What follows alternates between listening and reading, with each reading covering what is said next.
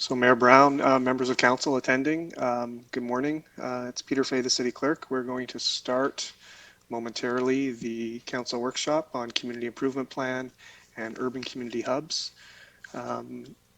Richard, if you're there, I don't know if you wish to unmute your microphone for a bit of an introduction. I know Bob was listed, Bob Yerke, to do an introduction, but I don't see him on this session yet.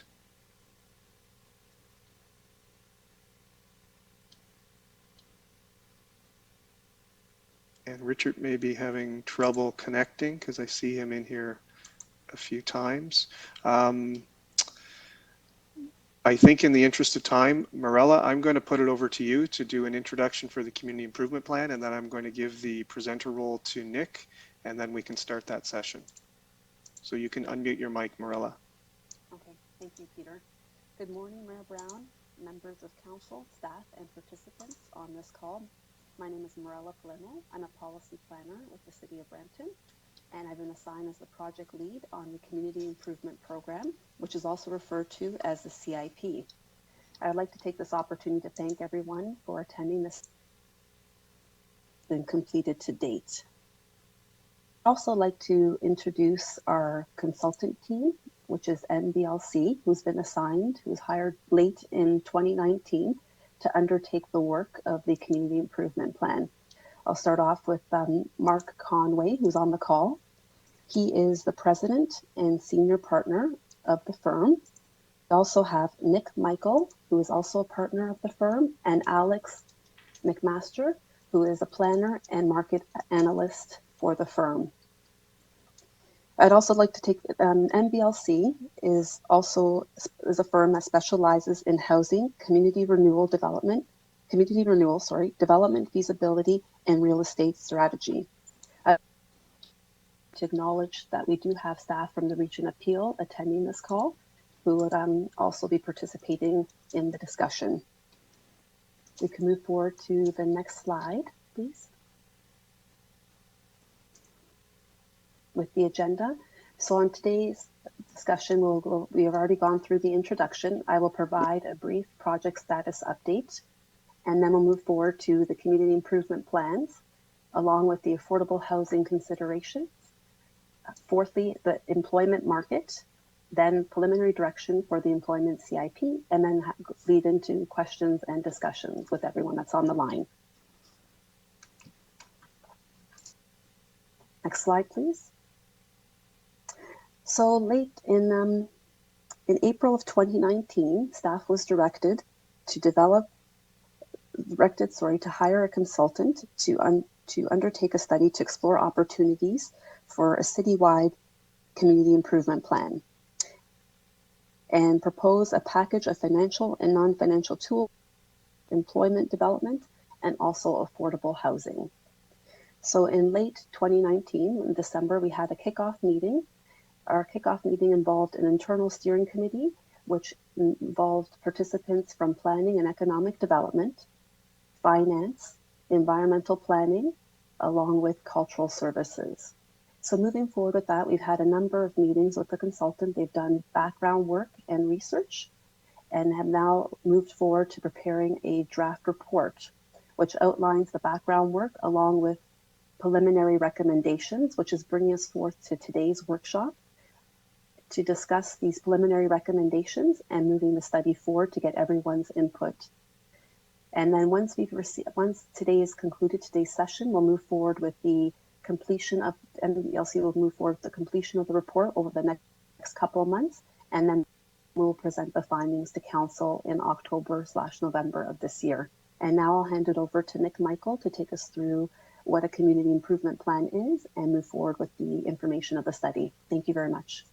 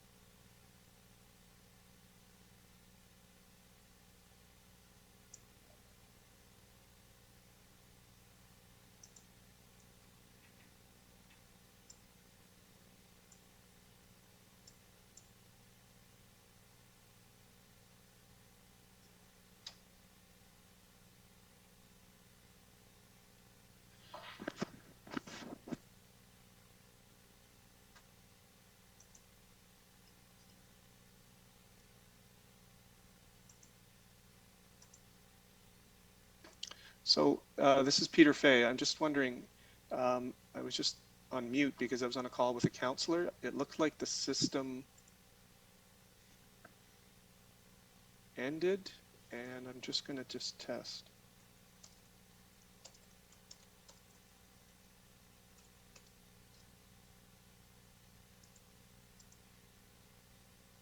Councillor Santos, can you hear me?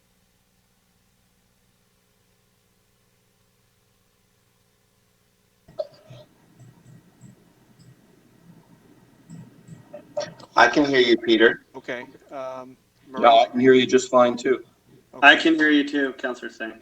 Okay, thank you. Morella, are you still on the line? Yes, I am. Okay. Can everyone hear me now? Yes. Yes. Gosh, sorry about that. It was, I don't know what happened there. The WebEx software kind of like crashed on me, but for some reason I was still sharing my screen. Anyways, I think we've resolved the problem. Okay. I hope anyway.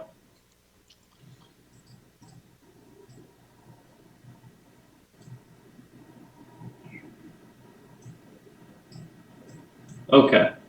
Everyone can see the screen? Yes, we can. Okay, wonderful. So thanks for that introduction, Morella. As mentioned, my name is Nick Michael. I'm a partner at Enberry Lyon Consultants. I'm a professional planner as well as a professional land economist. And today I want to start the discussion by discussing, what a CIP is. Well, unlike other municipal plans, it allows a municipality the opportunity to offer financial and other tools to achieve planning and economic objectives. So while an official plan can establish land use and density permissions, the market may not respond. Just because you allow a developer to build a certain product, it doesn't mean that they'll build it. And in these situations, a CIP allows a municipality to intervene in the market by offering financial incentives to encourage a development outcome. And Brampton's experienced this issue in your central area, where the market was not intensifying at the rate the city had hoped. So a CIP was implemented for the downtown and central area that offers relief from development charges to help accelerate the development of high-density residential and commercial buildings. And this program is still in place today. So CIP can be used for a variety of different objectives like neighborhood renewal, intensification, smaller things like facade improvement, as well as affordable housing, brownfield remediation, employment growth, major office investment, and many others.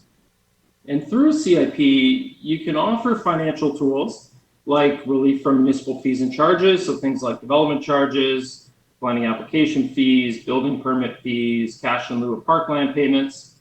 But you can also offer grants and loans, as well as another tool called Tax Increment Equivalent Grant, or short form for TIEG, which I'll explain a little bit more on the following slide. And I just want to note that, while a CIP is certainly an effective tool, it definitely also has limitations. Financial incentives address only one side of developing real estate, only the financial side. And if demand's weak or the financial incentive is not enough to overcome the challenges of developing a project, well, development's not going to occur. I think sometimes we think that a CIP might be the answer to every challenge impacting, why development is not occurring. But I hope today's presentation provides a well-rounded exploration of why, this isn't necessarily always the case. So the other incentives that offer a grant or relief from city fees and charges, I think are pretty self-explanatory. But a TIEG requires a little bit of an explanation for those that might be unfamiliar with it. So a TIEG, just very simply, is a grant that offsets the property tax that would be required by a project. They can apply to both residential and commercial development, but the discussion to follow is really this example of how it might work for an office project. So very simply, let's say that we're looking at an underutilized industrial property where the property, they might pay a property tax of, let's say, $10,000. Well, if that property was redeveloped with a new office building, the property would be reassessed at a much higher value given the improvement, of course. So let's assume that that property is now required to pay a property tax of, let's say, $100,000, so a $90,000 increase. Well, what a TIEG allows you to do, it allows you to say, okay, well, you're going to continue to pay the $10,000 you were paying before the property was redeveloped, but the remaining $90,000, we're going to lower that amount over a period of time. So very common, we see 5 or 10-year TIEG. In the case of a 10-year TIEG, it's often structured where the property owner would pay 0% of that increase in year 1, and 10% in year 2, 20% in year 3, and so on, until by the 11th year, they're now responsible for paying that full amount. And we often see that TIEGs can be a very popular incentive from the municipality's perspective for two, pretty big reasons. One, you continue to collect the pre-development tax amount, and although you reduce the amount you would have collected for a period of years after that, it's assumed that this development would not have occurred without incentive. And over the long term, you now have a better utilized property that's paying much higher property tax, in addition to all the other benefits of job creation and growth that come along with that project. The other is that, unlike capital grants or relief from fees and charges, which directly benefit the developer, this incentive is largely absorbed by the tenant of an office building. And this is because office developers don't necessarily pay the property tax. Rather, the tenant pays the property tax through their rent.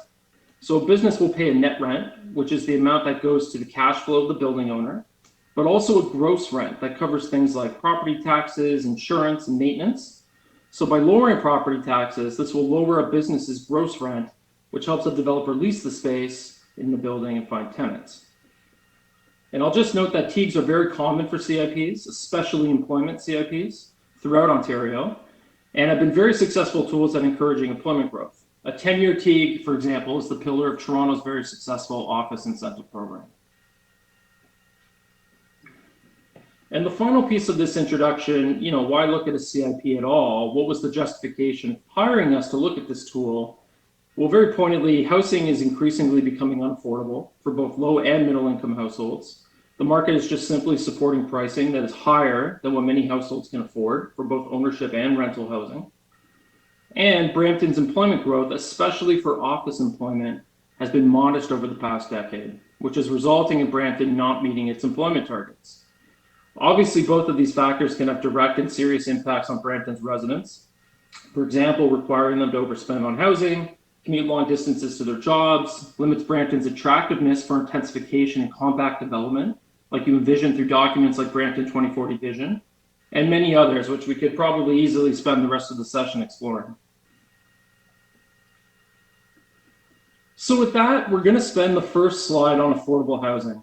So thus far, we've completed a pretty detailed analysis of Brampton's employment market, and primarily we'll be working through that material today.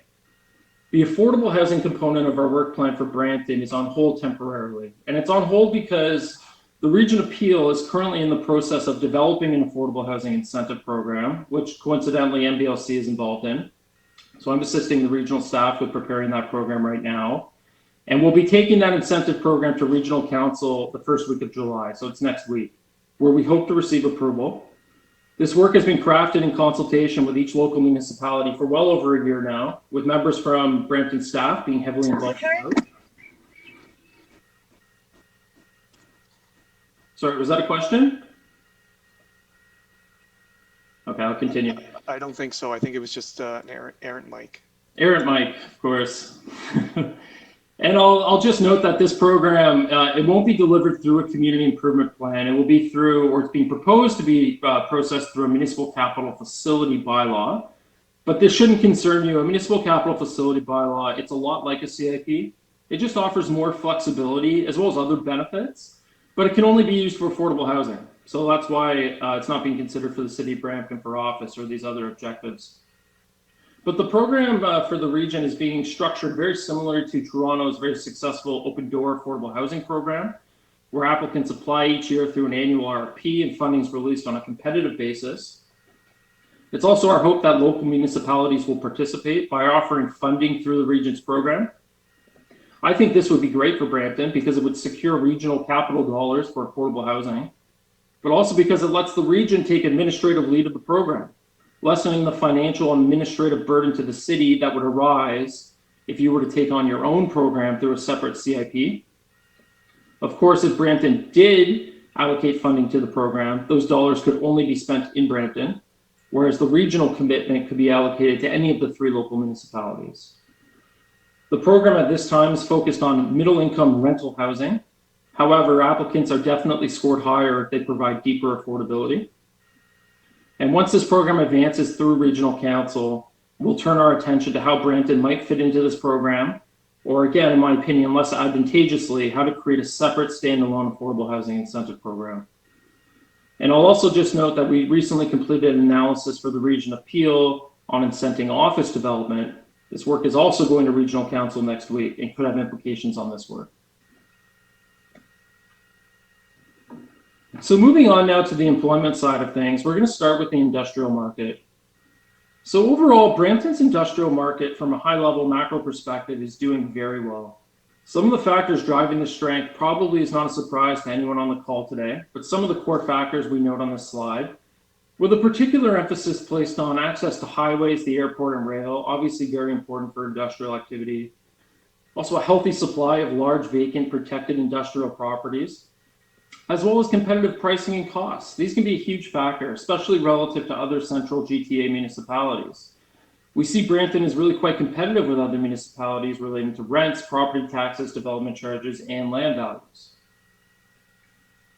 And as a result of this strength, Brampton has the third largest inventory of industrial space in the GTA. And this success is not just historical trends either. Brampton has continued to experience strong investment activity in recent years as well. Brampton's seen about 1 million square feet delivered per year over the past decade.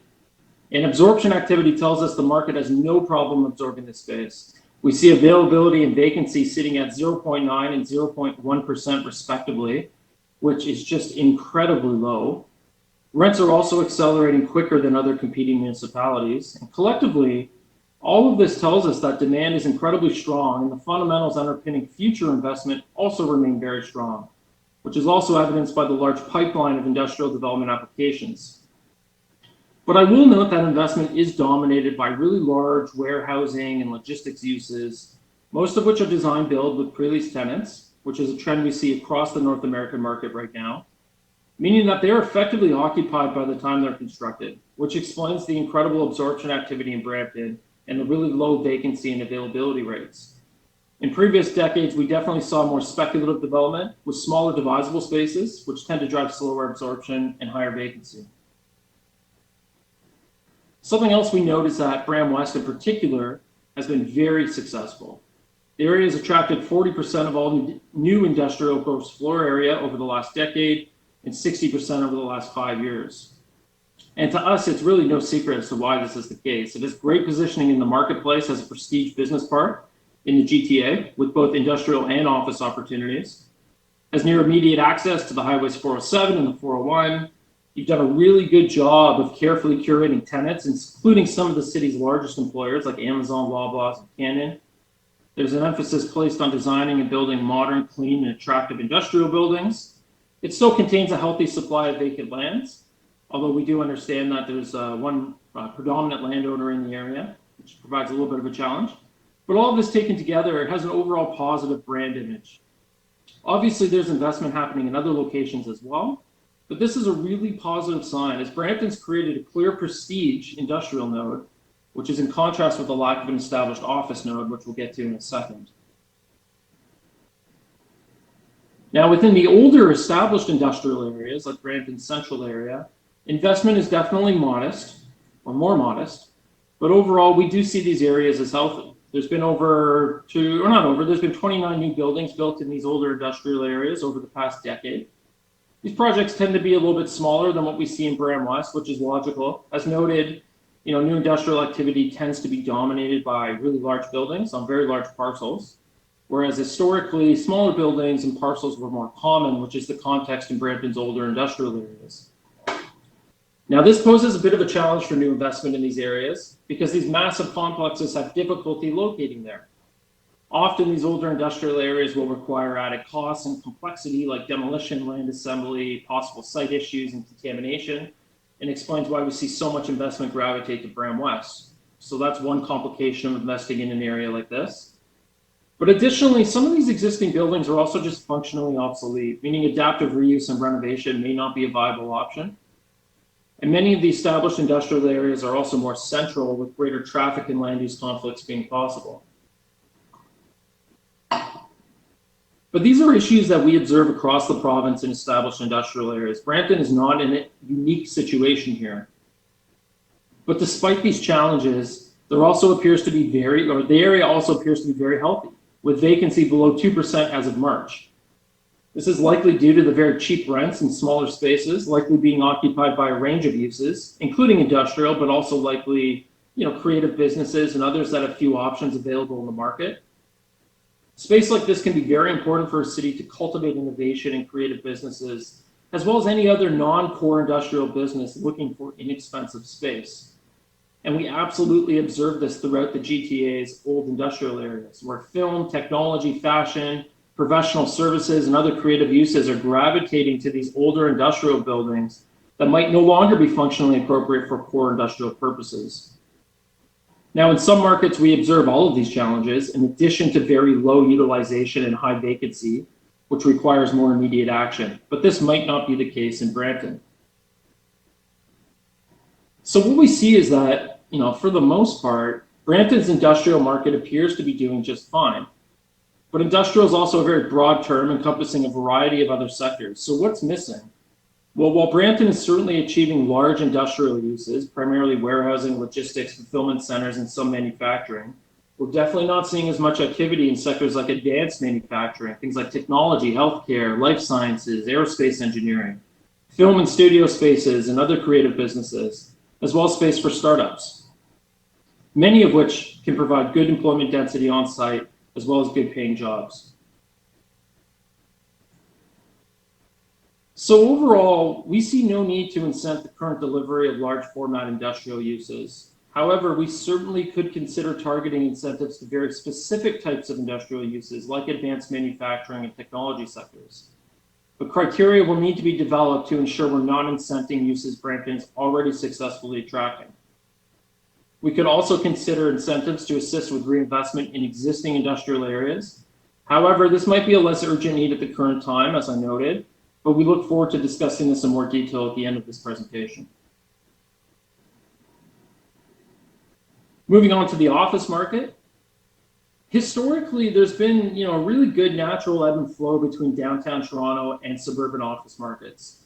Leading through the 70s and 80s, there was definitely a clear preference for downtown Toronto, with the area becoming the leading central business district really in all of Canada. But then the suburbs really took off in the late 80s and certainly in the 90s and 2000s for a number of reasons that we explore in our report. But over the past 15 years or so, this has again shifted back to downtown Toronto and really is a trend observed across North America with a major concentration of office development gravitating to major cities. It's not just a GTA trend. But even when we talk about these ebb and flows historically, it's never been this concentrated.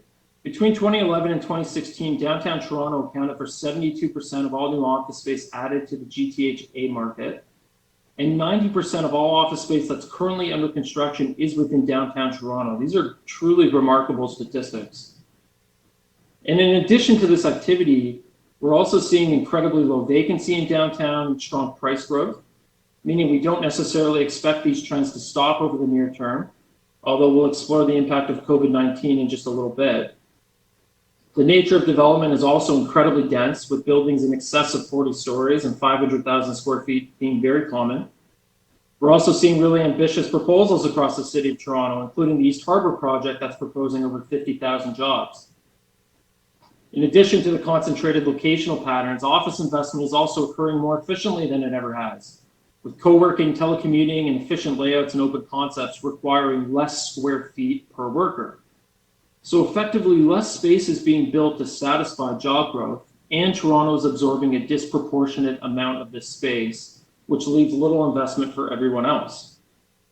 And the reasons as to why this is happening, we explore in a lot of detail in our report and have some listed here. But I think a lot of people understand why. This is just where a lot of the young, talented workforce is living and wants to be. And for those that don't, this is the transit epicenter of the region, with GO commuter service providing a GTA population of over 6 million, easy connectivity to the center of Toronto's downtown. Because of transit, the need for parking is relatively minimal, which helps with the investment significantly. Tenants and people are also attracted to the strong walkable and mixed-use environment, the exciting urban designed amenities. Achievable rents here are also by far the highest, which attracts investment. And the list really goes on. And this is why we see developers climbing over themselves to build close to Union Station, and proposing these really expensive decking structures over the rail corridor as land in proximity to Union Station continues to be exhausted. Agglomeration economics is also very important, where firms locate near one another for efficiencies and innovation driven by locating in a desirable node, also encouraging infrastructure and planning investments in an area and a host of other benefits. This is very important to many tenants and office developers. This is why we see concentrations of office investment. This is why there are financial districts. This is why the Airport Corporate Center in Meadowvale and Mississauga are so powerful, rather than office being more uniformly scattered across a region. So Toronto's capturing the vast majority of office investment. Then what's happening in the suburban office market? Well, generally what we see is the same fundamentals that has driven suburban office investment in the past has continued today, where tenants who locate in this area tend to trade off the perks of downtown Toronto for good highway access, lower traffic congestion, larger vacant lots that are capable of accommodating surface parking, as well as lower rents, land values, property taxes, as well as the possibility of receiving incentives. However, we're starting to see many of the factors that are driving investment in downtown Toronto, especially transit and mixed-use environments, are becoming important for suburban office development as well, as we'll see on the following slide. The big hiccup here is the enormous parking requirements that often come with office development in suburban areas. If parking is needed underground at $50,000 to $100,000 a space, this can very easily kill a project. Even areas serviced by transit in a suburban setting might still require significant parking over the near term, as not everyone in a suburban setting will take transit or even be serviced by the transit line. This is why the vast majority of suburban office projects tend to have surface parking or very minimal underground requirements, some even incorporating structured deck parking. Overall, this makes a more urban style of office investment a little bit challenging in suburban settings. So here's a map illustrating the location of all new office buildings built in the last decade in the 905. And really we see these fundamentals I'm discussing today play out geographically, in that the vast majority of investment is occurring in only a select few nodes over the past decade. Again, identifying the importance of an established office node in agglomeration economics. Some interesting findings, of the established suburban nodes, which include the Airport Corporate Center, Meadowvale, and downtown in Mississauga, the Markham and Richmond Hill node at the 404 and 407 interchange, and all of the business parks within the city of Toronto away from the downtown, only Meadowvale and the Airport Corporate Center really continue to see significant investment in recent years. But even these have started to display some weaknesses, with Microsoft's office in Meadowvale recently deciding to relocate to downtown Toronto. But despite a few missteps, there's still lots of investment interest in Mississauga's office nodes. We're also seeing new nodes emerge like Markham Center and the Vaughan Metropolitan Center, or the VMC for short. And I just want to focus on the VMC for a second. So Vaughan, very similar to Brampton, did not really have an established office node, or really even an established downtown. They really went above and beyond to drive a new office node here through force. And they did this by selecting a really well-located area of land with immediate access to Highway 400 and the 407, which also contained large parcels of land ownership. The area was largely dominated by industrial and big box retail, which continues to exist beyond the formal boundaries of the VMC. As you can see in the aerial image that we show here, this was not a very attractive starting point. But they went out and they implemented a very aggressive mixed-use master plan that permits significant density and residential and commercial permissions, a walkable public realm, amenities and retail requirements, and all of this was centered around a new TTC subway station, in addition to BRT connections and other intermodal transit access. Incentives were offered, but the incentives are relatively modest, as we'll get to later in this presentation, and can largely be viewed as complementary rather than the driving force. The infrastructure and planning investment, as well as developer buy-in, were definitely the key drivers of success here. And it certainly is a success. The area has achieved the most new office supply since 2015 of all suburban office locations, including Mississauga's office nodes by a wide margin. The area has already accommodated 50% of the city's office growth targets to 2041. This is really, really impressive, with the new KPMG and PwC headquarters leading the charge here. Looking forward, however, underground parking requirements will challenge future intensification in the area for commercial investment. Now, really one of the primary impetus for seeking this study, and should be no surprise, is that Brampton's office market is currently modest. It's been modest historically, and it's actually been decreasing in recent years. We're seeing only about 64,000 square feet per year over the past 5 years. Excuse me. And the investment that Brampton does see is primarily in two areas. We see buildings dedicated for medical and service uses, which tend to function like retail and are driven by population growth. There's no need to incent that, and was rightfully excluded by your recent decision to waive development charges for office buildings through your DC bylaw. But we also see a lot of purpose-built owner-occupied projects happening in the market, where the building is developed and occupied by a sole business, like the Cannon head office on the west end of Brampton. Generally, we tend to see some of these owner-occupied buildings because these types of projects are not necessarily concerned about rents. They're not leasing space to earn a return. Rather, they're just in need of office space to support their business. These types of businesses, once they decide they don't want to or can't afford to locate in downtown Toronto, are generally looking for a less expensive location from a capital and operating environment.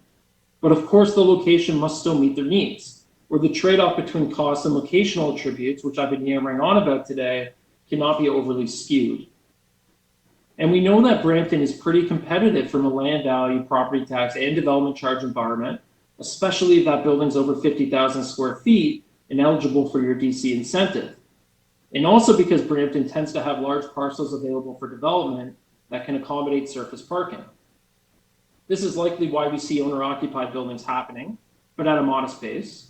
And the pace is modest because, again, the power of Toronto, but also the draw of more established suburban office nodes, some of which arguably have better transit and vehicular access, as well as other up-and-coming areas with significant infrastructure and planning investments like we see at the Vaughan Metropolitan Centre.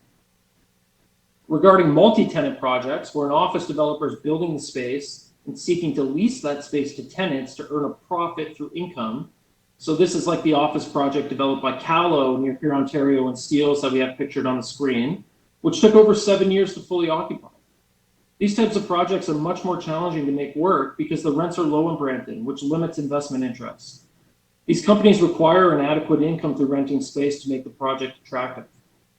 And rents are low because of competition from older office buildings in the region, and the fact that outside of downtown Toronto, rents in other competing nodes like Meadowvale and the VMC are not that much higher than Brampton, but offer better attributes. And this places a price ceiling.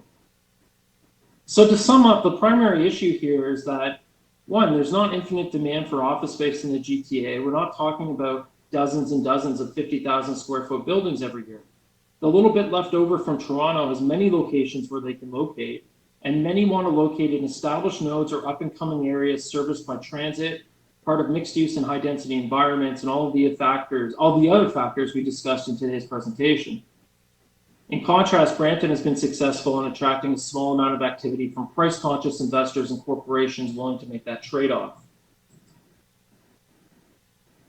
So then what is the formula for success? I hope we were able to message that it's absolutely not all about incentives and financial considerations.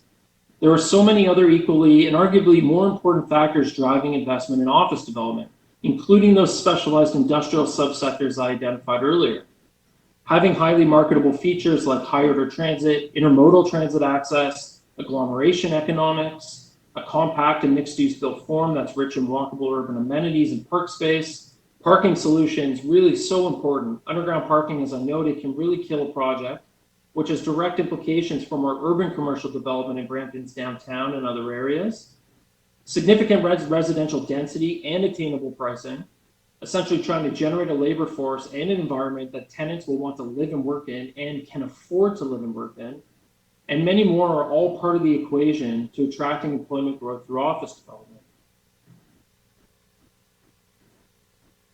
But the good news here is that you're addressing many of these.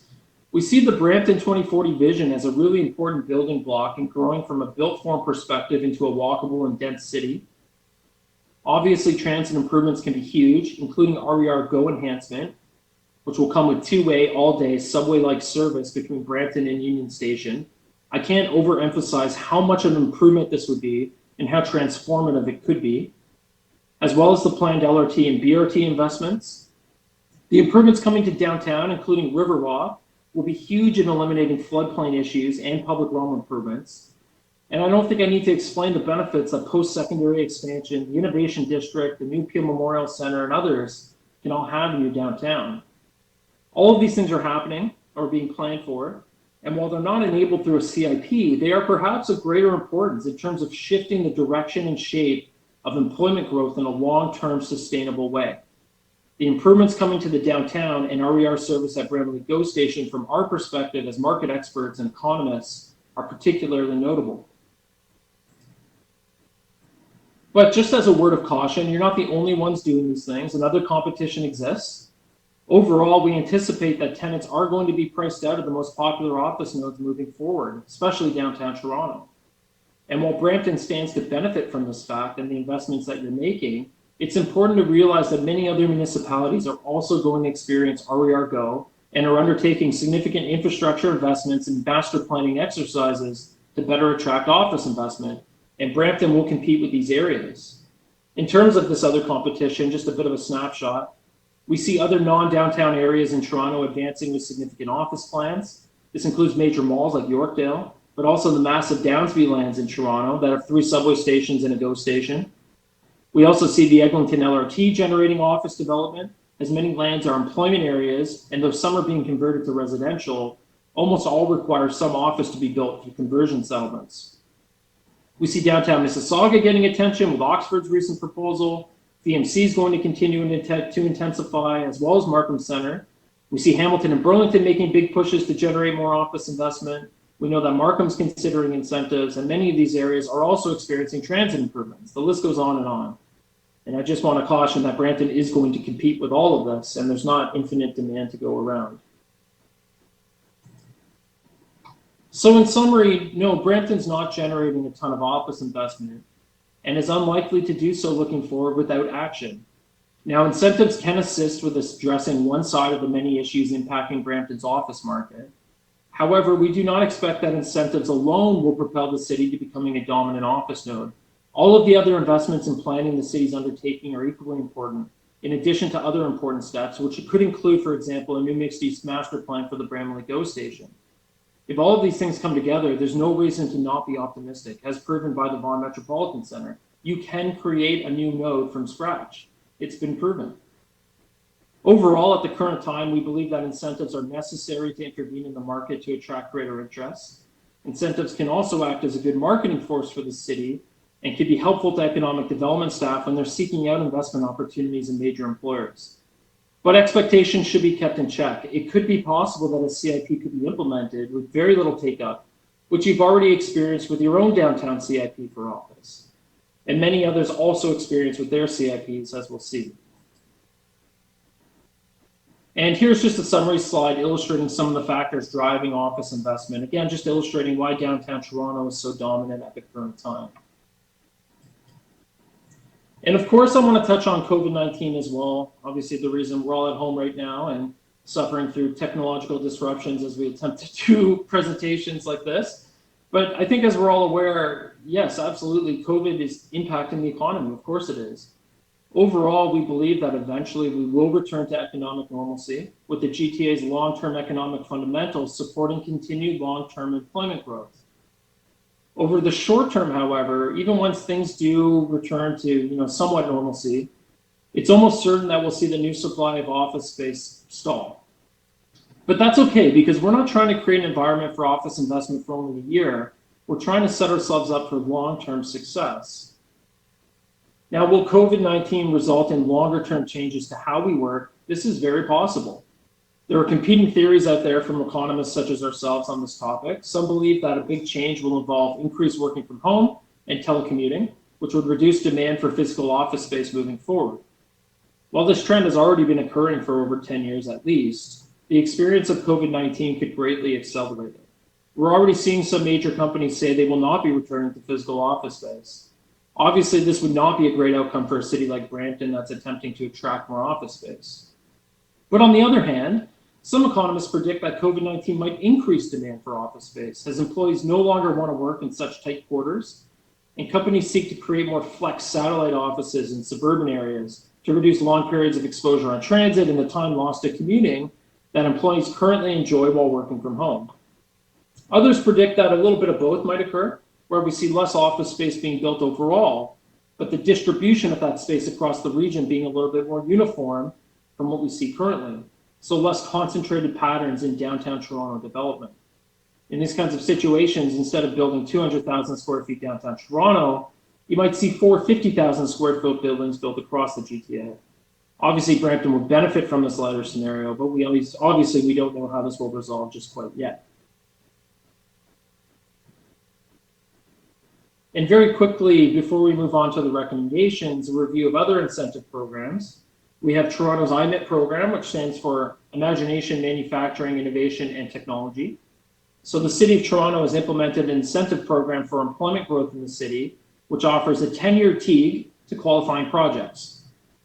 The program targets a wide variety of sectors, such as major office, but also manufacturing and other select industrial uses, creative uses, technology, wholesaling, film, incubators, and a long list of others. The sectors are really broad because, unlike Brampton, Toronto doesn't have large vacant lands, meaning all industrial uses must be infill, which is more challenging, but also to offset Toronto's high commercial property tax rate for office development. And when the program was initially developed in the mid-2000s, Toronto was still competing heavily with the suburbs for employment growth. As such, the city allowed the program to apply across the entire city, understanding that hopefully the market will gravitate towards downtown and transit-supportive areas on its own. But if someone wanted to build something in another area, perhaps right in the middle of an industrial area, they wanted to allow for that opportunity. The incentives are also citywide because the city's objective is broad employment growth, not necessarily neighborhood-specific intensification. And overall, of course, the program has been incredibly successful. With downtown Toronto's recent explosion from an office market perspective in recent years, the city recently removed the incentive from the downtown, so it applies everywhere in the city now except for downtown. However, that's been appealed by the development community, so it's not enforced yet. Mississauga also has a CIP that offers incentives for office development in the downtown. They're really quite the exact opposite of Toronto, where their non-central office nodes, the Airport Corporate Centre and Meadowvale, are doing just fine and don't require any incentives. However, there hasn't been any new office development in the downtown in decades. So they've only activated incentives within their downtown. Key challenges to attracting new office investment in this area is traffic congestion, but most importantly is the need for significant underground parking in such an urban area. The city offers a TIEG that's undefined in term, and also refunds development fees, but relative to the cost of providing underground parking, these incentives can be relatively minor. And while it's still relatively new, it was implemented in 2017, there's been no take-up of the incentive, and we understand there's been no interest thus far, but continued interest in the Airport Corporate Centre in Meadowvale, which again speak to the limitations of incentives. Interestingly, the city also enables the powers of expropriation and also the ability to build parking garage solutions in the area through their CIP to offset this challenge, but it hasn't been used yet. These could obviously have a much larger impact on encouraging office investment in the area. Just being conscious of time, I think I'll skip over Hamilton. I'll just note that the program, which has been around for well over a decade, has not achieved office investment on any significant scale, very similar to Brampton's existing CIP. The primary reasons being weak demand fundamentals, high vacancy in the existing stock, lack of transit, and others. And just quickly again, the VMC CIP offers for office uses only a discounted and deferred DC payment. They also provide a 10-year TIEG and a cash in lieu of parkland exemption for office buildings. So while not marginal, also not as significant as some of the other incentive programs we see where DCs are waived entirely, as well as longer TIEGs. But as I noted, the master planning and subway investment, as well as all the other strategies, are working together with the incentives to drive this new office node in the city.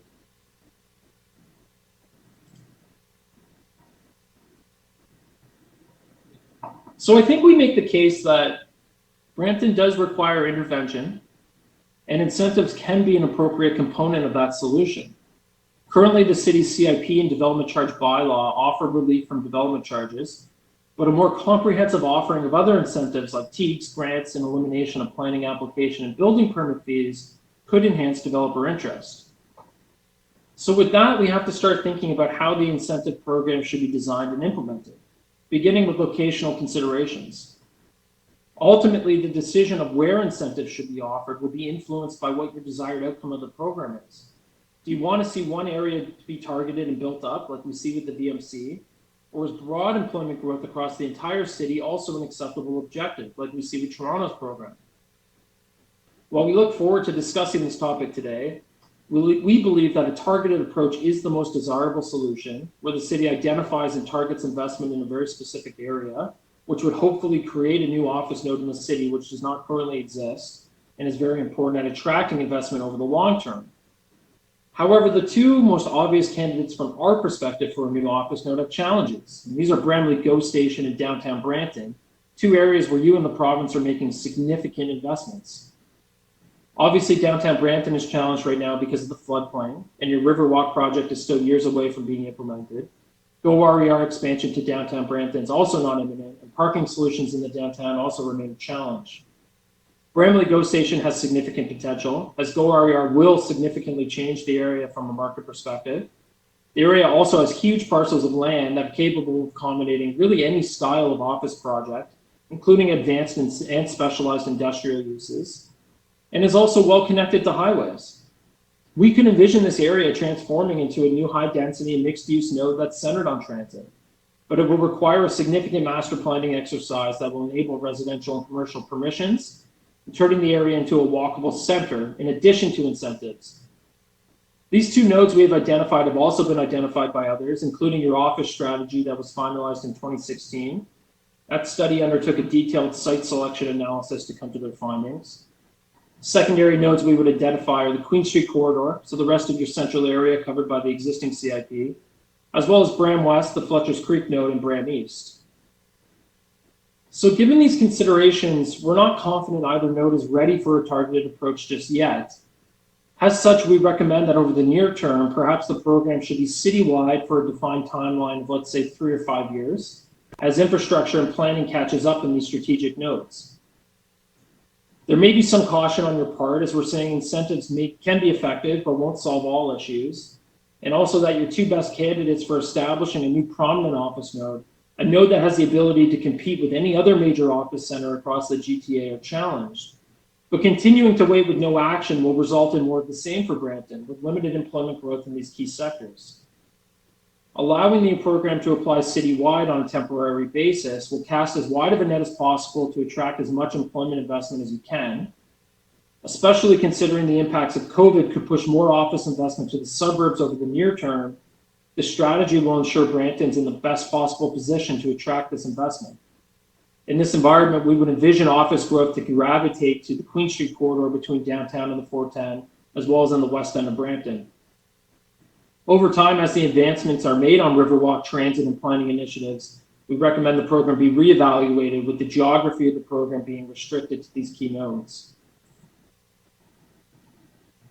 However, even though we are recommending the program apply citywide, we can still tier the incentives to try to direct more significant investment to specific areas. For example, the city can offer a modest package of incentives across the entire city, with additional incentives offered within strategic areas. This is definitely an option. You can also recommend that the city use scoring criteria to adjust the incentive offered, very similar to what you do with your existing CIP, to achieve other objectives, such as tiering the incentive based on its adjacency to transit, the amount of GFA being constructed, the number of jobs created, although measuring the number of jobs in a pre-application, it can be a little bit difficult.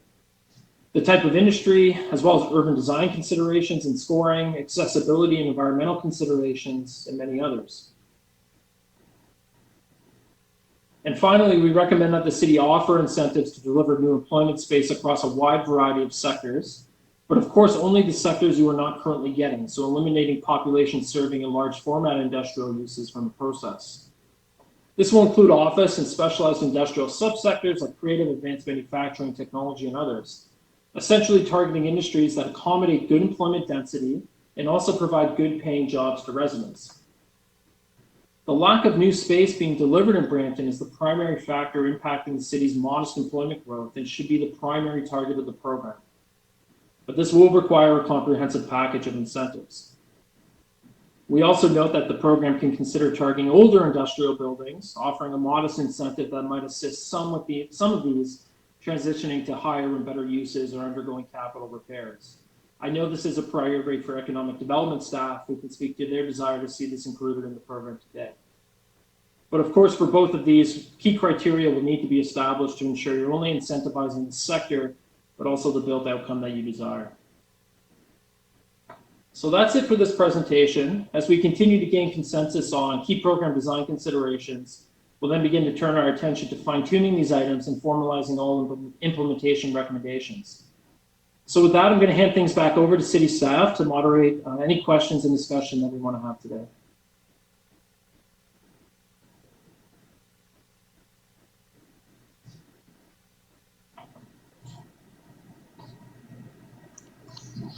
Hi, Bob. Do you want to take the questions?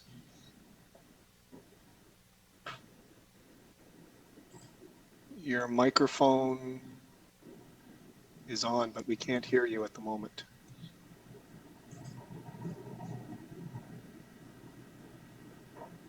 So maybe while we're adjusting that, I'll ask members of council, if you have any questions, please put your name in the chat box. The first question I see is Councillor Bowman. Go ahead, Councillor. Thank you, through you, Mr. Chair, if ever leading this meeting. The slides talked about higher density in the manufacturing sector that we needed here in the city. And we've got certain areas where that's more prevalent than others, especially for warehousing space, which we've got a ton of.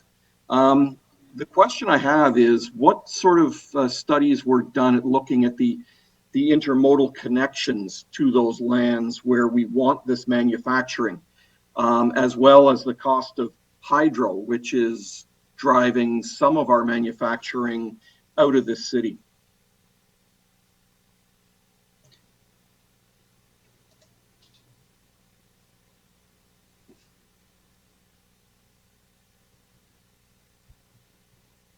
Would anyone on staff like to respond to that question, or perhaps Nick, if you want to start? Can you hear me now, Peter? Yes, we can, Bob. Yes. Okay, finally got the mic. Yeah, so Nick, would you want to field that one, and then we can jump in? Yeah, sure. I mean, in terms of study, we haven't studied, the intermodal transit connections to manufacturing uses. I mean, for manufacturing transit, it does tend to be a little bit less of a driver than for office, but certainly for advanced manufacturing and those employing, more people, transit is very important. So that's why we view Brampton GO Station and other areas that are serviced by high order transit as really, really important nodes. But notwithstanding that, Bram West, despite its lack of transit access relative to other locations, is still driving a lot of investment activity, and we expect that to continue.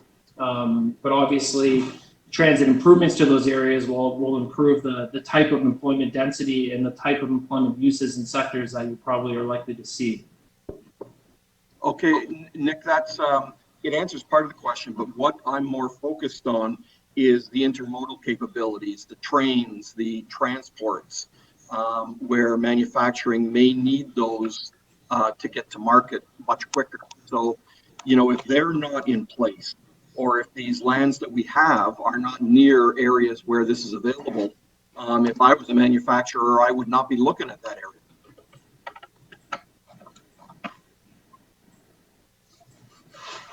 Yeah, absolutely. That's a really good point. Okay, so, and my last question, one of the slides, I think it was the third slide, talked about how Peel is focused on housing for middle income earners. Did I read that right? Middle income earners? Yes, that's correct. The incentive program is being targeted towards middle income households. So households below the 6th income decile group who are having a lot of trouble finding housing that meets their needs. And the reason for that is because they require family size units, and the family size units that are available to Peel residents are well outside of their reach in terms of pricing. So Peel Region, what they're essentially doing is they're targeting their strategies, particularly inclusionary zoning and the redevelopment of Peel living sites to target low-income households. But middle-income households who are struggling to find housing that meets their needs do not qualify for the low-income housing being delivered through the regional programs. So this program is specifically being targeted to try to encourage more affordable rental housing that will meet their needs. Okay, and could part of that be because all of the affordable smaller houses are being bought up by individuals and corporations and companies and turning them into second units and rentals here in the city? I think there's some of that for sure, but I think the primary impetus or reason that we're seeing these kinds of trends, and Brampton and Peel Region are not unique. When you read the housing supply and demand analyses, there's always gaps for middle-income households because low-density housing is exploding in price just due to scarcity of being built, and there's just simply not enough rental housing that's being built in the region, which is driving up rents and low vacancy, and it leaves these households in a very precarious situation where there's just no supply that's available to them. Yeah, I think we're looking at a double-edged sword here, but that's okay. Thank you. Okay, thanks. Councillor Paleshi? Thank you very much. So I have two questions. My first question around transit, and what exactly does that mean? And if we're talking just in particular the two transit facilities that you've mentioned, Bramley and downtown. So are we talking about two-way all-day go? Are we talking about potential for BRT, like a hub and conventional and more? Is there a balance? Is there there's too much, or you've put too much into transit to get anything out of it? And is the balance BRT conventional and more of like a hub style? Yeah, absolutely. So from our perspective, transit is becoming the leading feature that's attracting office investment throughout the GTA. So from our perspective, Go RER combined with intermodal access through BRT or LRT, or not even BRT, just regular bus transit, creating this transit hub that's providing as many people as possible with easy connectivity to the site is what's going to drive office investment. Unless I misunderstood your question, in which case I apologize. From our perspective, there really can't be too much transit in an area. The more transit and more options that you offer to people, the more successful a node might be. Yeah, no, you've answered my question. I just didn't. When we're talking about transit, Brampton's been through a lot of ups and downs when we're talking about transit, where two-way all-day go is 20 years overdue.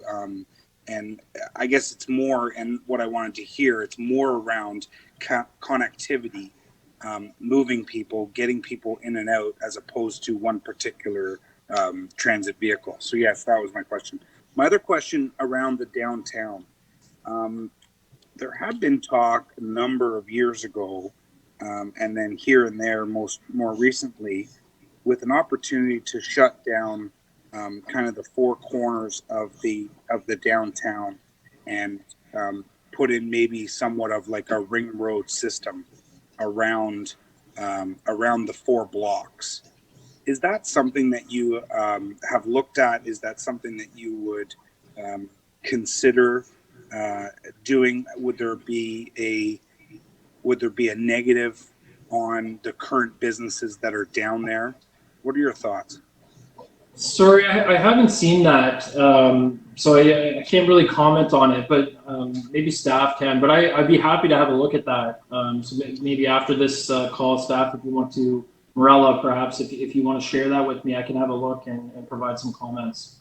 It really hasn't been much of a discussion at the staff level. It was more, it was a former councillor, John Hutton, that had talked about it, and then it kind of had been nudged around with some other politicians and kind of wondering how that would look. I don't think, unless staff correct me if I'm wrong, we've ever actually asked for anything to come back to council. Not as far as I'm aware, Councillor. Yeah, that's not something, and it's not something that, you know, we certainly asked Nick and their team to look at. But I mean, if there is something specific that you'd like some input on, we're happy to take that away. I think that's maybe a question that I'll ask next opportunity at council. Thank you very much. Great. I don't see anybody else on the board for questions. Are there others who would like to ask some questions with our consultants?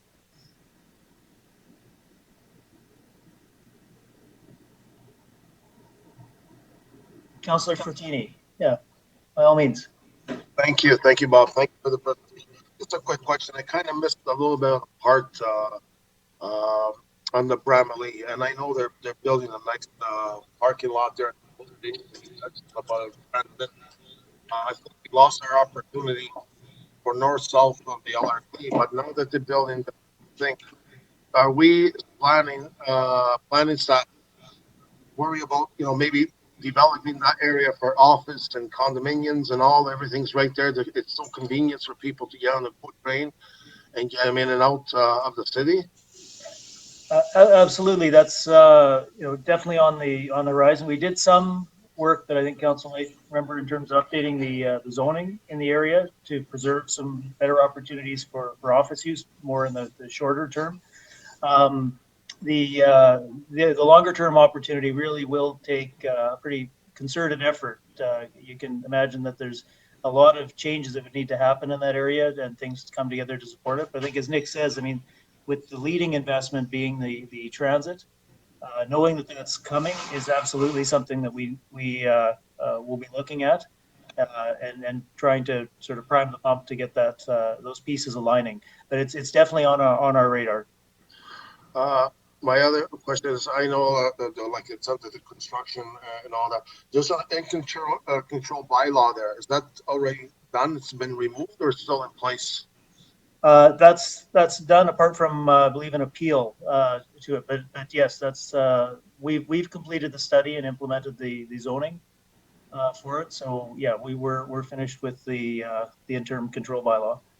So if someone purchased there, I know right across on Bramalea before you hit Steeles is that Bank of Montreal, or I think it's there's a little bar, there's a little plaza.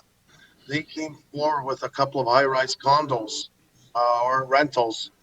So how come if the GO station's there, everything's there, walkable, everything, and so at least we can push these applications through for growth in that area? Well, I think one of the components we recognized in doing the study for the zoning changes was that, you know, at the current time, the pressure isn't, there's not as much, I think, as Nick has kind of alluded to, the office demand isn't that strong. And what we'd want to do is make sure that those pieces are all there. We can certainly look at the applications as they come in, because we know long-term that's the kind of thing we're going to want to see. We definitely want to get the biggest benefit out of having some of those office uses, in addition to the residential development that might come, and really turning it into kind of an attractive mixed use area is ultimately what we're going to want to see. And I think is really what is going to be most effective for attracting the office uses is some of the other pieces we need to put in place in terms of the attention to the pedestrian environment, the connectivity around there, and kind of transitioning those uses from what they have been to that other space. But absolutely, if there's applications as they come forward, we'll try and work with those to get them into that framework. Yeah, very good. Because I know that building there, it's owned by Medallion. That rented out so fast because people just come down and get on the train and just cross the street in their home.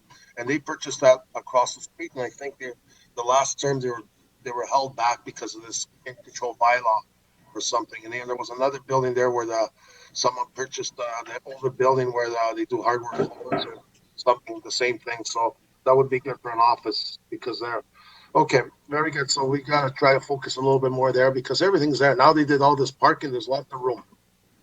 Thank you. Okay, thanks, Councillor. Councillor Williams. Thank you. Good morning. I heard something very interesting being said about satellite office space due to COVID and that need increasing. How long do you think it will take for us to see that that actually play out if it does? Like, how long do you think that would be coming into play? And then also, if it does, do we have the inventory right now to accommodate the need that potentially could hit Brampton? Yeah, that's such a good question. In terms of, when will these things start playing out, if they play out at all, I think we're probably waiting until a vaccine is developed. And so, my timing on that, we tend to hear different reports every day, but, I'm not going to speculate. But that's kind of the period. And then after that, once people do start returning to work, we're going to see a large inventory of office space that's already under construction, going to continue to be completed.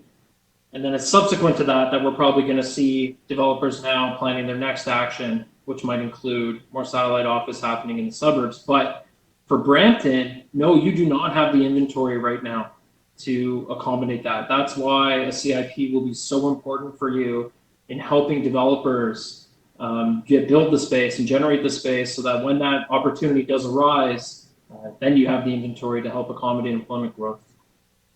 And that's good to know and to consider. I think, COVID has really definitely changed how offices work, and seeing the need to make to Toronto or other areas just may not be necessary anymore. And so much of our residents do travel outside of the city. So it would be really great to have us in a position to accommodate for that change in need for office space. So it's good to know that we don't have the inventory, and that's something that we need to be working towards here in Brampton. Okay, thanks. Thanks very much. I see, Councillor Fortini, you had another question? Yeah, thank you. Just going on this office space. Now, we always keep talking in the past, even now, that we don't have inventory, we don't have space. So how do we manage to attract, or well, actually not us, even the developers, to build these things to attract these companies? What do we do to attract them? What things we can do in addition? Nick, did you want to? Yeah, absolutely. So again, as we know, I think a lot of municipalities, over the last decade or so, implemented a CIP, hoping that, the financial incentives on their own would be enough to attract some of these companies away from downtown Toronto, which has just, unfortunately not been the case. So we kind of went over in our presentation, incentives can definitely be effective, but they're only one part of the solution. Moving forward with, as of right permissions for high density commercial and residential permissions, all centered on transit, very important. And not just any transit, it has to be high order transit, as we just discussed, high order transit with intermodal transit options from other modes of transit, as well as walkable, built for walkable public realm, nice public realm, areas that are rich in amenities. These are the types of environments that office investors are being attracted to. And this is why we see Vaughan Metropolitan Center exploding so much in the last few years, because really the city took, a very unattractive landscape and took all of these things together, infrastructure planning and financial incentives to drive this new node home. And it's been very successful. And it offers, from our perspective, a very optimistic template of what other municipalities can consider as they try to do the same thing. Yeah, and I agree. Like subways and LRTs and transit is the number one. But what I see is very important is attracting the talent. So what's happening is what I see around the GT or Mississauga or anywhere, even all Ontario, put it that way. When a young person graduates, or he's a 30-year-old and tries to get a good job and he's got that talent and a house $1 million, so they're going to say, well, you know what, I got to live somewhere else. And that's why Nova Scotia is attracting such big high demand in companies, because they have a high selection of young people with talent. Brussels did this years ago. Affordable living. If a person cannot afford to live here and he's talented, he's not going to stay. So the big companies have a wider selection to select these people where there's lots instead of there's little. So that's what really worries me. And Vancouver's been facing this big problem on that because you can't buy there no more. And the Ontario's becoming the same way. So the young person's going to say, well, how am I going to ever afford to live here? So that's what really bothers me. It worries me a lot that we're not going to attract the talent that we need, and so the big companies will not come. That's my thought. So, Thanks, Councillor Forney. I mean, I think there's, I think recognizing that, we do have some, significant amount of talent here, trying to let people know that it's here, and that we've got also some of those other components Nick's talking about, that package of incentives or package of spaces and amenities that are going to draw people and honestly keep the talent, the younger emerging talent, close to Brampton, because that is a huge resource. yeah. And that's really critical to where businesses are choosing to locate. Okay, and I see Nova Scotia's doing really well. Montreal's falling right behind doing these things, So it makes these big companies worthwhile coming. Very good. Thank you. Okay. Councillor Williams, you have another follow-up question? Yes, thank you. Councillor Fortini touches on a very good point with regards to talent and encouraging businesses to come here and our talent to stay. I'm just wondering if Claire's on the line with regards to economic development. Is there a piece in the economic development plans when we're doing visits and FDI trips and all that to encourage even those who are in the real estate development businesses, even certain companies that have an interest as well in creating live work spaces that have the combination with regards to their businesses. Is that included in the economic development scope and plan? So, Hi. Sorry. Can you hear me? Claire, having a little bit of a problem hearing you. Is it?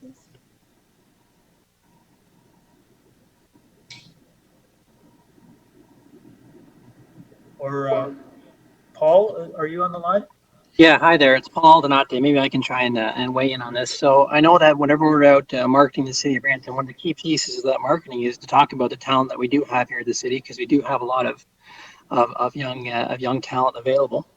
I think the affordable housing piece, which Councilor Martini talked about, is an important consideration that's got to be worked on.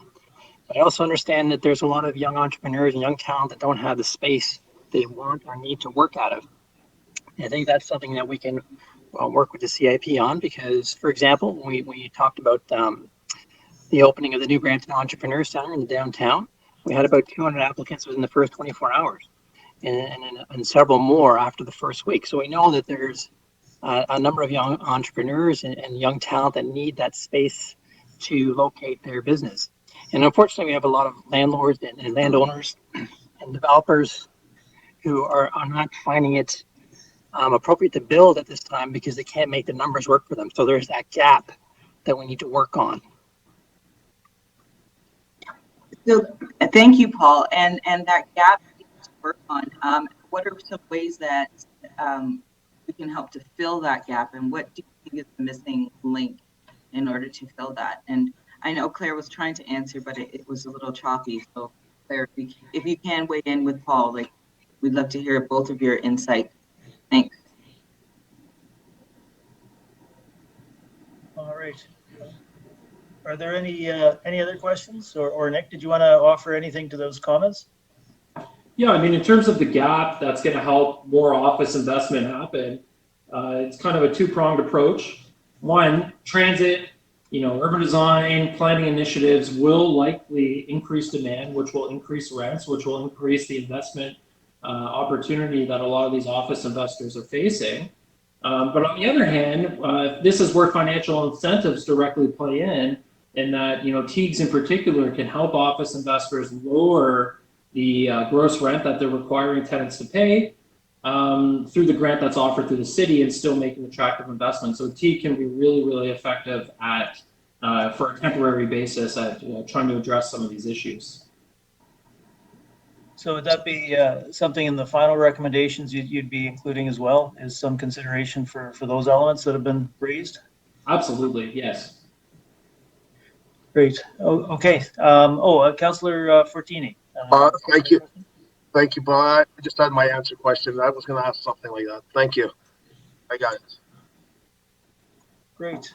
Okay, so I'll just put it out there. If there's any other questions, we've got the time here with our consultants. Happily field those. If we've kind of addressed everything that you've got, then Nick, if you have any final comments you want to make, then we can do that and kind of wrap up and comment on what you've heard from so far from the discussion we've had and kind of where we're going next. Yeah, absolutely. I mean, from here now, what we're going to do is we're going to start focusing these recommendations into very clear and succinct implementation recommendations to the city, so that you'll have our recommendation on exactly how this program should be designed, how it should function, eligibility requirements, geographic extent, and all of these kinds of things. I think the one thing that we didn't touch on was perhaps the geographic extent of the program, which I think is a really important consideration. Obviously, from our perspective, as I noted, we view that targeted approach as being probably the most opportune and the most ideal scenario, but understanding that, the couple of your nodes that from our perspective represent the best opportunity have a few challenges, near-term challenges that you're currently working to resolve. And as such, we think the program might apply citywide for a temporary basis, over time restricting it to these key nodes. So I'm not sure if anyone has any opinions or any discussion they want to have around that topic, which will certainly help us formulate and finalize our recommendations. Yeah, I think in the discussions we've been having, it's kind of two different approaches really to get at some of the same outcomes. But how do you, to what extent you focus the incentives, in advance of having some of those other components ready, and in how flexible can we be, and making sure that you don't kind of dilute the impact of the incentives. Exactly. Definitely a real conversation to consider. So based on what we've been discussing to date, maybe preempting it a little bit, is there a direction that you think, based on those recommendations you put forward, you'd probably be wanting to propose? Yes, I think that generally what we would be wanting to do or looking to do would be to provide, a modest package of incentives across the entire city with additional incentives or higher magnitude of incentives available in very strategic nodes, as we mentioned, the downtown Bramley Go, Queen Street Corridor, Bram West, Fletcher's Creek, and possibly even Bram East. From our perspective, if the program wasn't to apply citywide, but only those nodes, it's kind of a no man's land situation where you're applying incentives to a really wide geography, but also not concentrating on a specific node, while at the same time potentially losing investment from properties or investors that own land, outside of those specific geographies. And of course, over time, rolling these back and reevaluating the program to only apply them to strategic nodes once infrastructure and planning is in place. And Nick, based on what you've been presenting and the discussions around the program parameters, I guess that what would be paired up with that is a fairly specific focus on the key sectors to be incenting. So it would give the overall direction to the incentives would come not just from the geography, but also the specific types of applications you'd want to consider. Absolutely, yes. Well, I think that's good. I don't see any other questions on the board right now. So, Peter, did you want to? Do we want to take a break in between the two sessions if we want to wrap this one up, or roll straight through? So we could probably proceed straight through, but I'll leave it to the members. Yvonne, are you ready? I've just made you a presenter, so you should be able to bring up your slide deck. Okay, well, Nick and everybody with our consultant team, the staff, Morella, really thank you for the work that's been going on today, and thanks, Council, for your questions and for your attention. It's been really, I think, helpful to have this on the table. And so with that, we can, I think, move into our next session for the workshop, if that is all right with everyone. And so then we'll be presenting on the urban community hubs for the workshop. So maybe we'll take just a couple of minutes to get set up for that. Okay, So very thanks good. again, Nick.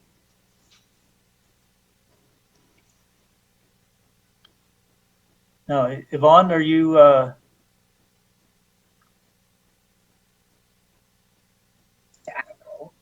Yvonne, I've just unmuted you. Advancing? Would that work? So we're just going to wait a moment for Yvonne to pull up her slides.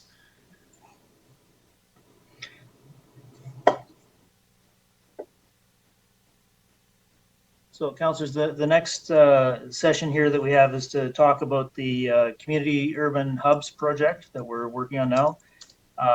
And some of the really exciting opportunities that are developing through that work. We've got a number of presenters who will be joining us, part of it's fairly broad consulting team and with different stakeholders and supporters that have come on board through the project. And I think as soon as we get the presentation up, we'll lead off with that. And we should still have lots of time for questions. We're a bit ahead of schedule here, and should have a chance to probably finish a bit early as well. So, Yvonne, how's I don't see it up on my screen. Am I? It's not up there right yet. I'm just checking in with Yvonne just to see that she can pull it up on her screen.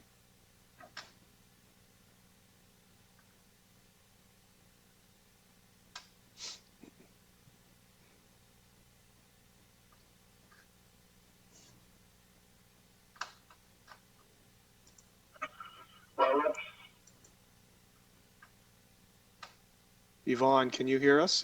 Can you turn on your microphone and just provide an update if you can get the slide deck for the presentation on the screen? Otherwise, I can bring up the version that's posted on the web.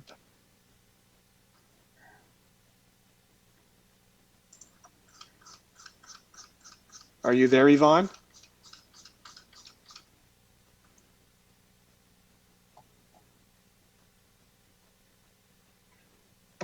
All right.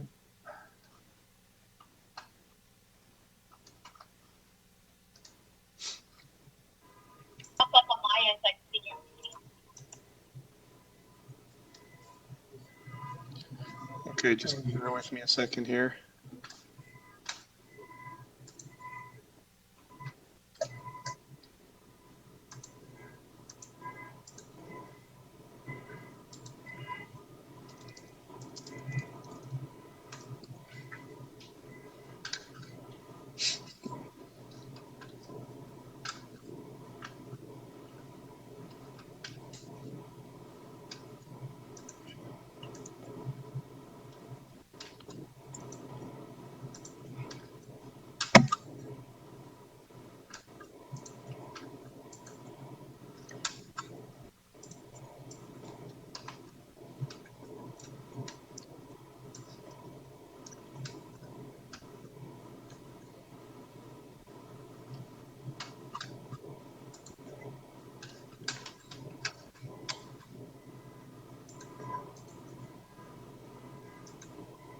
So members of council, we're just going to take a break for a minute. We're just trying to verify Yvonne's connection. I'm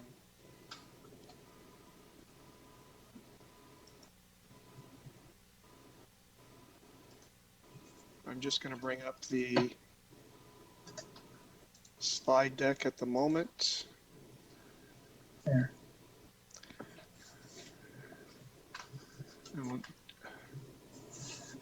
Maybe I will suggest we just take a 5-minute break. So it's 10:55 right now by my computer, and maybe we will start at 11 o'clock and we'll resolve the technical issue. But I think you can see the slide deck on my screen. Yes, I can see it up. Yeah. Okay, so we'll resume at 11 o'clock. Thank you.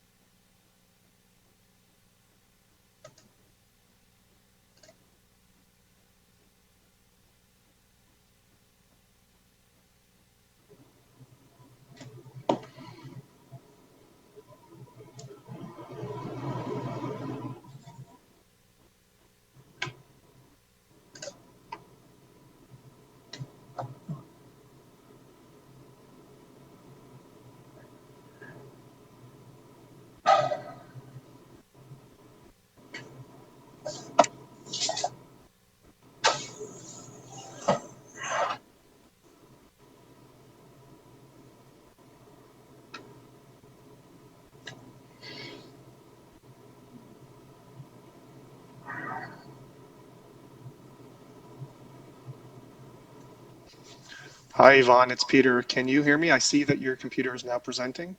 Just want to check your audio. Yes, I can hear you. Okay, great. So we're just going to reconvene at 11 o'clock sharp, and we'll be all set, which is in about a minute. Thank you. Okay.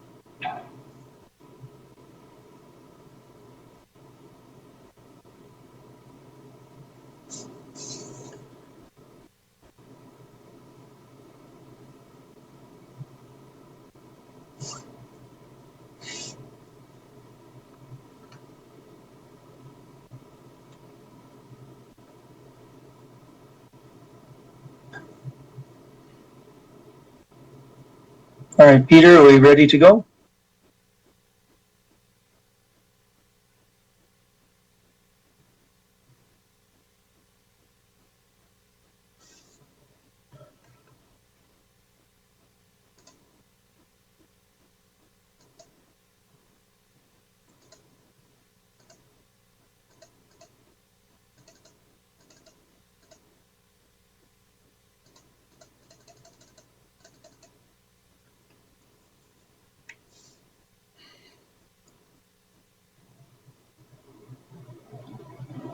All right, well, I guess we'll just make sure that Peter's back and available. Can everybody hear me? Hi, Bob. It's Peter. Yes, I can. We're just Okay. confirming Yvonne's got the slide deck up, and Yvonne, your microphone's unmuted, so you can proceed, please.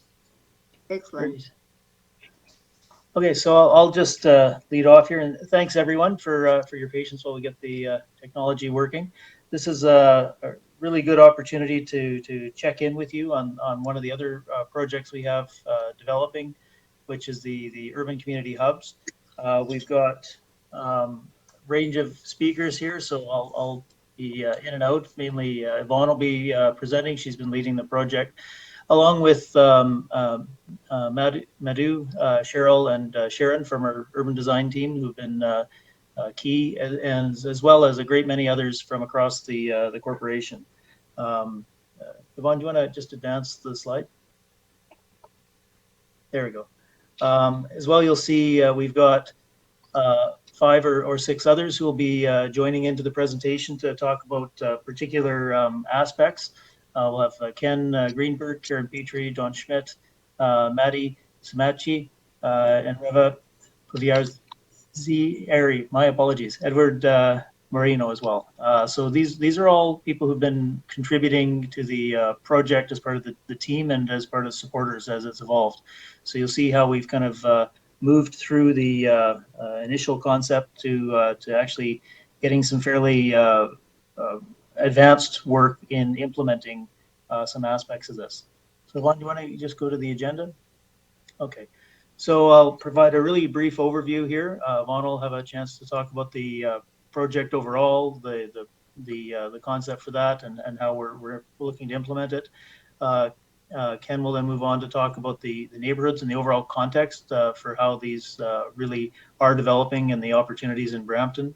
Karen will then talk about the shared resources, the community linkages, all of the amenities that can get brought together. And then Don will spend a little bit longer really getting into the details of the hubs prototype that they've been developing. That's been very, very exciting to see this progress and come into very tangible fruition. And then Maddie will talk a bit about the implementation framework and the approach that we've been taking to make sure this has a solid framework to move forward. And then the collaboration aspect from the urban forum with Reza and Eduardo, really give an example of some of the partnerships that have been evolving as we've moved through this process. Yvonne?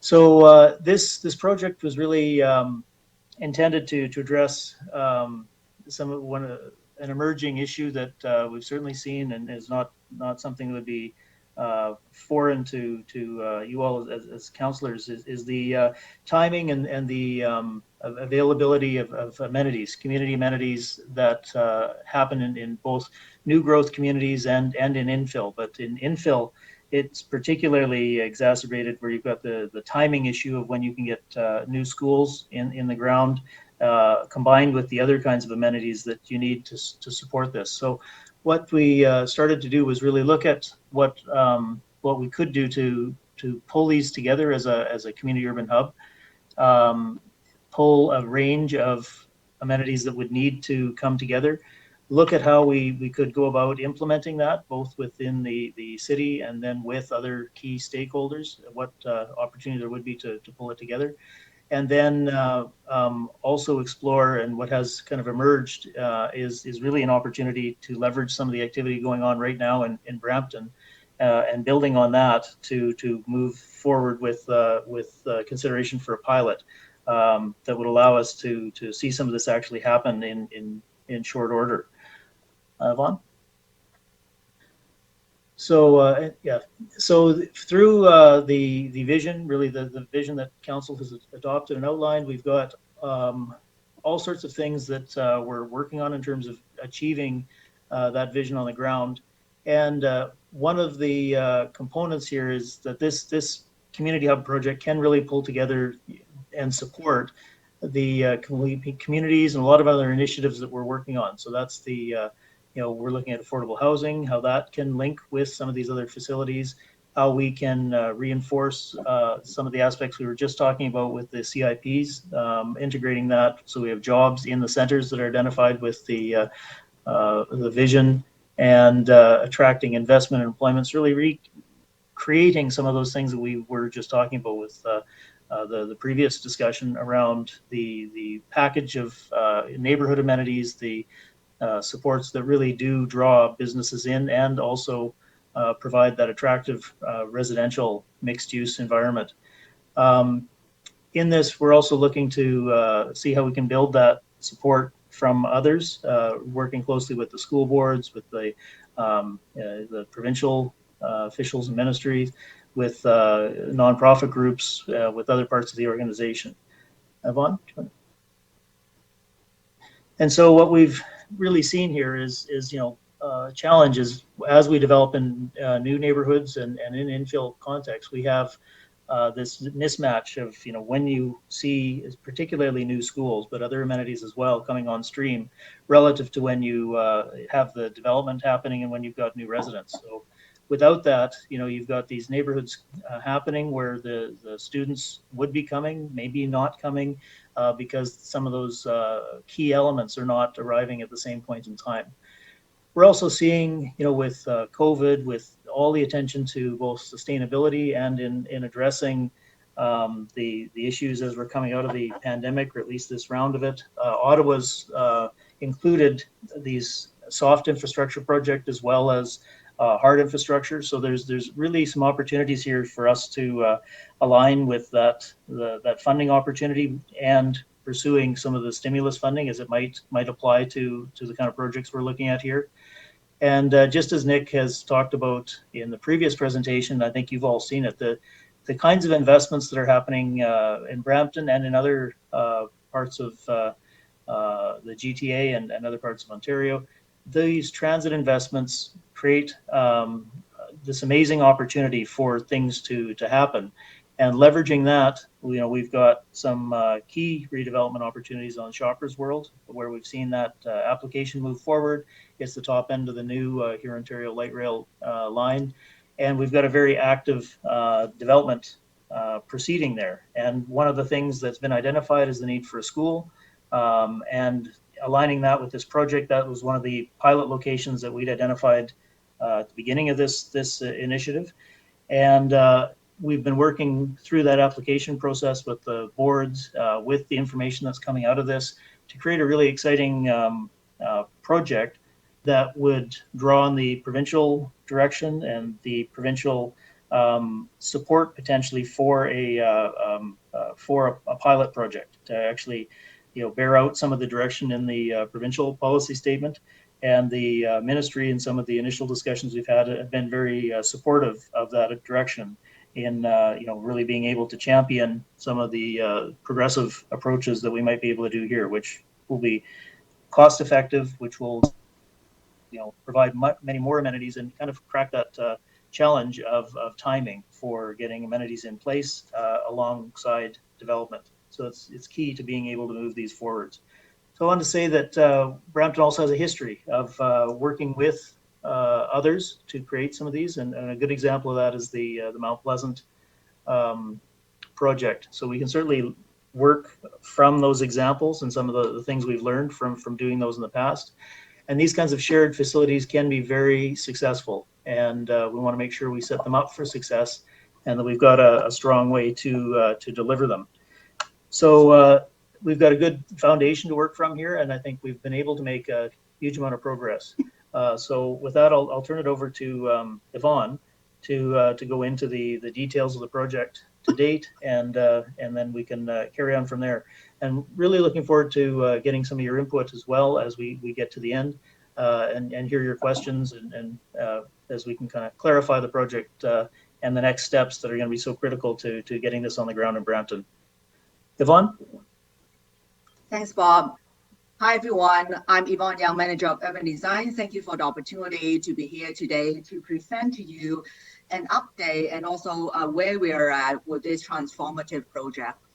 So since November 2019, further to council direction to look at opportunity to make urban community hub as a concept to come alive, the city has been working with different departments, library board, the school boards, Peel region, and also other agencies to see about what is best to position this opportunity with a focus on unlocking our two core transit-oriented locations. What it shows on screen in here is the Shoppers Well development at the intersection of Steeles and Huron, Ontario. We have been working with Shoppers Well, RioCan since last year and looking at through the master planning process and also aligning the timing of the development, how we can ensure there is also opportunity to deliver the urban realm and also the urban facilities earlier. As part of this project, what we look at is focusing on developing two pilot locations. The first one, as Bob has mentioned, is along the Huron, Ontario LRT, knowing that the transit is going to come in operation in around 2024. At the same time, we're actively working with RioCan on potentially having the first phase of development in the ground very shortly.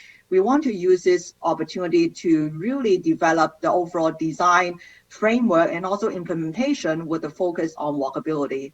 Another location that we've been working on is along the Queen Street BRT corridor, knowing that we have been really actively working with Metrolinx on finalizing the business case, at the same time to advance the community permit system based on the council endorsed precinct plan. We see both locations has the opportunity to use the urban community hub as a catalyst to make those community alive. What is instrumental about the development of the urban community hub is, particularly in the time of crisis, other countries like Japan, what they learned is that early on, there is opportunity for the municipality to think about how it's best to create a network of response facilities. So what is shown on screen in here is the preliminary Queen Street East precinct plan that was endorsed by council earlier this year. And we have been using the precinct plan process to really try to envision where is the best location to allocate these response facilities. And in this case, we'll call them the urban community hub. And the idea is that if we are able to position those in location that is easily accessed by transit and also connected by a seamless integration of sidewalk and cycling network, residents will have the ability to walk to and cycle to get to their daily needs. within a 20-minute neighborhood. What is shown on screen in here is the idea of an urban community hub and how it ties with the overall surrounding area so that residents will be able to get access to all the daily needs within a walkable distance. What is instrumental about our design process in here is really rethinking how we're designing facilities in a way that is not drive to, but it's walk to. So through that, we have achieved a lot of efficiency in terms of land and also other elements. What is also instrumental is that we've been working closely with the Peel Region Public Health and looking at opportunity to position public health as the overall broader umbrella. And what is interesting is that within the GTA at the moment, there are existing community hubs that has a mix of recreation and education. I'm hearing some background noise. Maybe yes, thank you. Maybe one of the person can go on mute. Yeah, thanks. So what we find interesting through this process is that within the GTA, there is existing community hub model with a mixture of education and recreation facilities. So similar to the Mount Pleasant hub that the city has delivered around 10 years ago. There's also another model, which is similar to Artscape Daniel's Spectrum, which is a mix of arts and culture. There's also a third model, which is a technology component similar to our entrepreneur center at the base of West Tower, which also provide a lot of training and networking opportunity. But what we find is interesting is that within the GTA currently, there's no one model that makes all of these three under one roof. And this is fundamentally what we're trying to achieve through this model is to create an inclusive, holistic dimension from the overall public health perspective. So we can serve the overall physical, emotional, social, mental, and spiritual needs of the residents. What is shown on screen in here is the idea of some of the core design principles. And what we're trying to achieve is through the double up of functions, we will be able to provide a greater access to local food, access to fitness, and access to arts. And what it means is that when we are designing the overall public realm is have the idea with fitness in mind. And when we are designing the location of outdoor spaces, the idea is also have arts and culture in mind. So there's a lot of double up function that Don Smith is going to go through later on through the presentation to show you the prototype. What is shown on screen in here is the location, the pilot location of the Queen's Hub is right by the BRT corridor. Next to that is a current development application of a modern mixed-use development that is coming to Brampton. And also a combination of these three, what we see that there's opportunity to use the hub to think about how the design can serve not just the current around 18,000 existing population, but also keeping in mind how it can also serve the future 60,000 population all within 20-minute walking distance. What is shown on screen in here is the focus of our pilot project. So that is within Shop as well. It's the Shopper Hub pilot. And what is shown on screens on the left side is the rendering from RealCAD showing the kind of urban mixed-use developments that ambition to use to transform this neighborhood.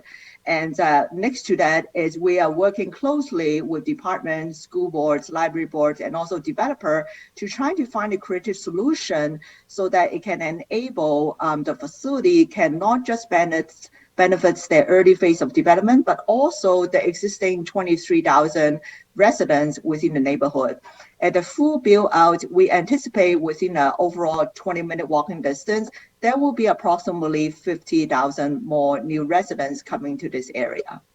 So now I'm going to turn the time to Ken Greenberg, our strategic advisor, to talk about the transformational. Thank you, Yvonne. Can everyone hear me all right? Yes. Yes, we can. Thanks. This oval indicates an area focused on Steeles here, Ontario Main Street with Shoppers World at that intersection. And this uptown area is poised to go through a remarkable transformation. It's bracketed also by the CAA site, which you've heard about, by Sheridan College and its new master plan. And I'll just say a word about my background and what I bring to this. I was head of urban design and architecture in Toronto for 10 years. I was interim chief planner in Boston for a couple of years, advisor to Amsterdam for a number of years, St. Paul, Minnesota. And in all those cases, I oversaw a major transformation of an area that embodied all of the objectives that those cities had identified. And I think what you're seeing here is an area, excuse me, where you have the conditions and the timing and the components that can make that happen here in a quite extraordinary way. Next, Yvonne. So I want to call attention to two of the transformative underlying drivers. And a lot of this has to do with the very conditions that were being described in the CIP presentation earlier, related to transportation, to mobility, and to quality of life.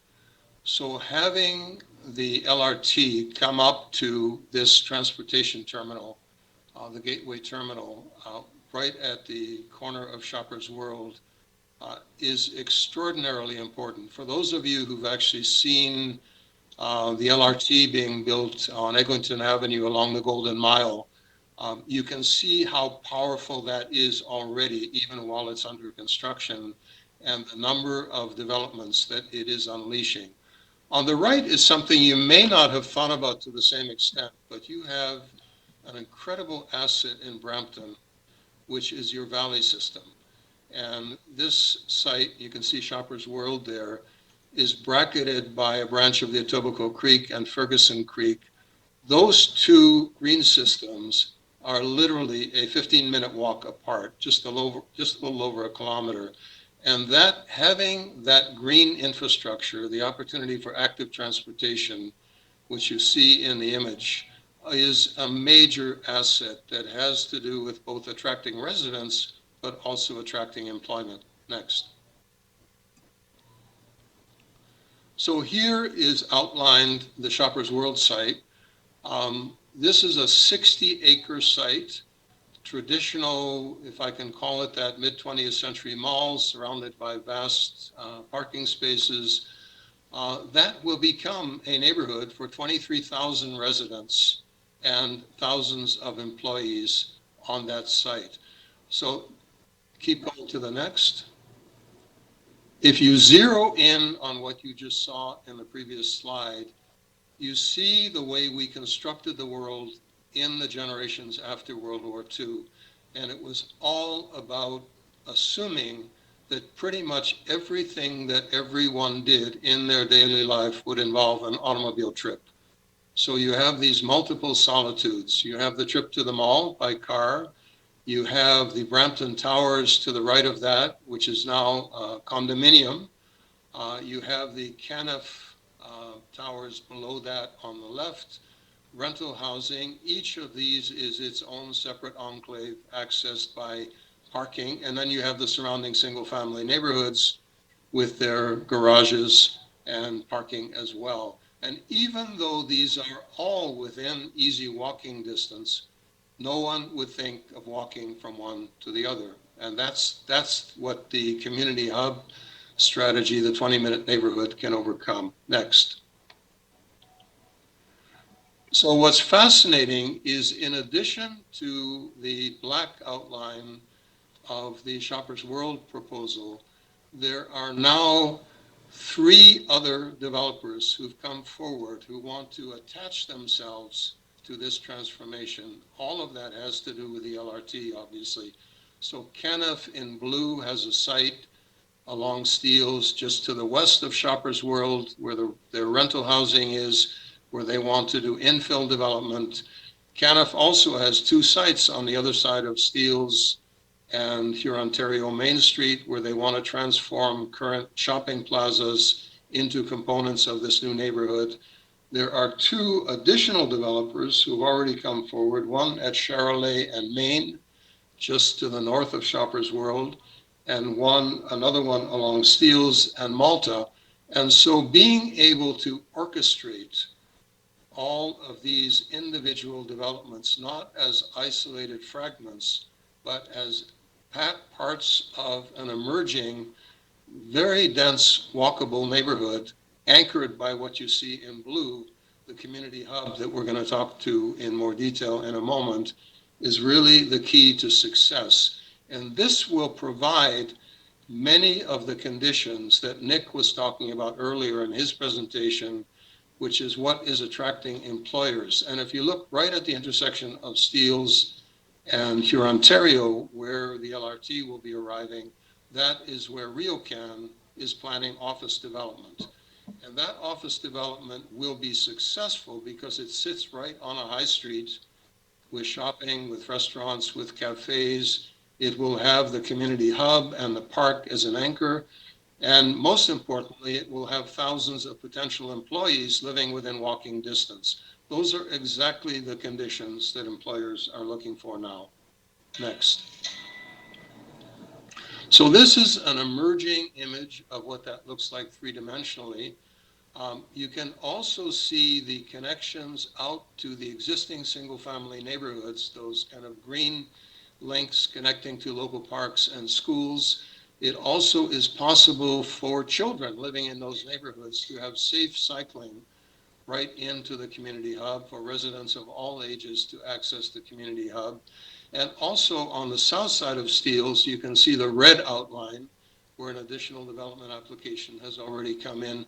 But thinking ahead through urban design to how the transformation can occur to create a coherent, integrated, walkable, sustainable neighborhood around the transportation investment. Next. And finally, this is about putting it all together. And I have to say, it's been a tremendous experience working with staff from parks, from transportation, with the school boards, with the community centers, recreation, daycare, all of the components of the community hub, in addition to all the partners that you'll hear about that we have attracted along the way from the nonprofit sector, the arts and culture sector. But listed on the right are all of the elements which actually make this a success. So a cycling infrastructure, a concentration of community services that deal with aspects of daily life for all ages in the population in the community hub, office and administrative use clustered in this area as well, bus transit, bus rapid transit, and Hurontario LRT combining at the terminal, parks and open space, a significant enlarged park building on Caniff Park, which is already there, serving people already in the high-rise communities to become part of this larger neighborhood. The interconnection, the walkable interconnection of all of these community spaces. And by putting this all together, what you have is resiliency. This kind of neighborhood is exactly what Peel Public Health is talking about when they look at an epidemic, and they were talking about this before COVID occurred, but also dealing with the kind of conditions that COVID has presented to us. The ability to have redundancy, to have multiple ways of doing things, to have access to those daily life services.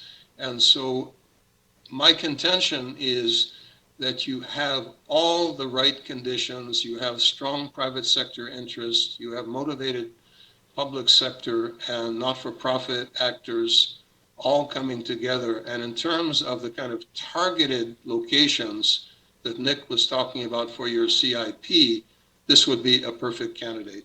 So now I'm going to pass it on to Karen Petrie. Good morning, everybody. My name is Karen Petrie, and I have worked with the province of Ontario as a special advisor on community hubs. And it was a fascinating journey. If you go to the first slide, Yvonne, we announced that we would be looking into community hubs, and I would have to say the response from the community, from everywhere, saying thankfully now the province is actually paying attention. What was really interesting was we did not define a community hub for the very reason that every community has a very different view of what is needed in their local community. So we didn't define it, but we found that communities around the province really understood what was missing in their neighborhood, what they were really frustrated with, and what we tried to work on within the government was to try and align the provincial mandates to align with communities. And as you can appreciate, the funding of schools, health, all of those things actually work in silos, and I'm sure all of you are familiar with that. And what we were trying to do was trying to influence how we could change that dynamic so that in fact communities and the province were working in the same direction. I would suggest there's a little work to do yet, but this is a great example of something where we're trying to align those. So Yvonne, if you go to the next slide. So we have been working to try and design, and you're going to hear from Dawn and Ken's talked about it, something that provides flexible use 24/7. And that's easier said than done, but we know that community operates differently than, for example, a school that operates during the day, closed in the evenings in the summer. We want to be able to provide that flexibility so that we can actually address what the community is looking for. And in order to do that, we need to align the funding for that community infrastructure, which leads obviously to capital and operating funding efficiencies and really addresses many of the local needs that are being unmet or are met in different ways, and we can bring them together. If you go to the next slide. As I mentioned at the beginning, the community assets is a broad spectrum of things that can be captured in a community hub. And there's a number of these that really reflect what we're talking about today. And I think the team at Brampton has really done a great job talking with the major stakeholder providers, education, with different departments, putting together those, what I'll call institutional partners, to come up with a design that actually is something that meets the needs of the institutional partners. And I think perhaps the most important part of this is the next step with community engagement. And it's complicated, and this probably just is the starting point for what will be a complicated conversation. But I think we can all understand that the need for engaging the community is more important now than ever. And one of the comments that came up as we've been sort of working through this process is we haven't really had a huge engagement from local community because they don't really have the capacity to participate in something that is a very complicated transaction that we're looking at. And I think that in order to actually look at something that's reflective of the community, we need to start building that capacity so that when we get to the point where we decide how this facility is going to be used, it really is the community that has driven the change and is part of this process. So in terms of the next steps and making sure that we really do reach out to the people that are going to be using this community engagement piece is going to be a pivotal next step. Next slide, please. So in any complicated project like this, we have a lot of red tape. And I think probably one of the most difficult one is the different mandates. And that's true whether we're within the same level of government or different levels of government. So you can appreciate that the mandate for the school board is very different than the mandate that it would be for health or the library. And yet they're all interested in participating in this project and trying to make some alignment that would make this work for people. But the challenge is that we don't have aligned funding cycles. And while one party may be ready to participate, the next party is 10 years out. And we want very much to have a school as one of the foundational pieces of this puzzle. And in order to do that, we'll have to change the funding cycles. It goes without saying these are complicated relationships with competing mandates in many cases. And one of the challenges that we found at the province was that many of the policy initiatives were that bigger was better. So bigger schools, bigger hospitals, all of the things that actually are not consistent with having a 20-minute walkable neighborhood. So I think the community and the local people that live in the neighborhood want to be able to get those kinds of services, whether they can walk or take the bus, which is not always aligned with how these major institutional decisions are made. So in order to turn the red tape into green tape, we're looking at, you know, the leadership and governance that will really drive something like this. And I would say Brampton has really positioned itself incredibly well through Yvonne and the team and to the council. The leadership to try and drive something like this is really important, and it really needs strong leadership to make it happen.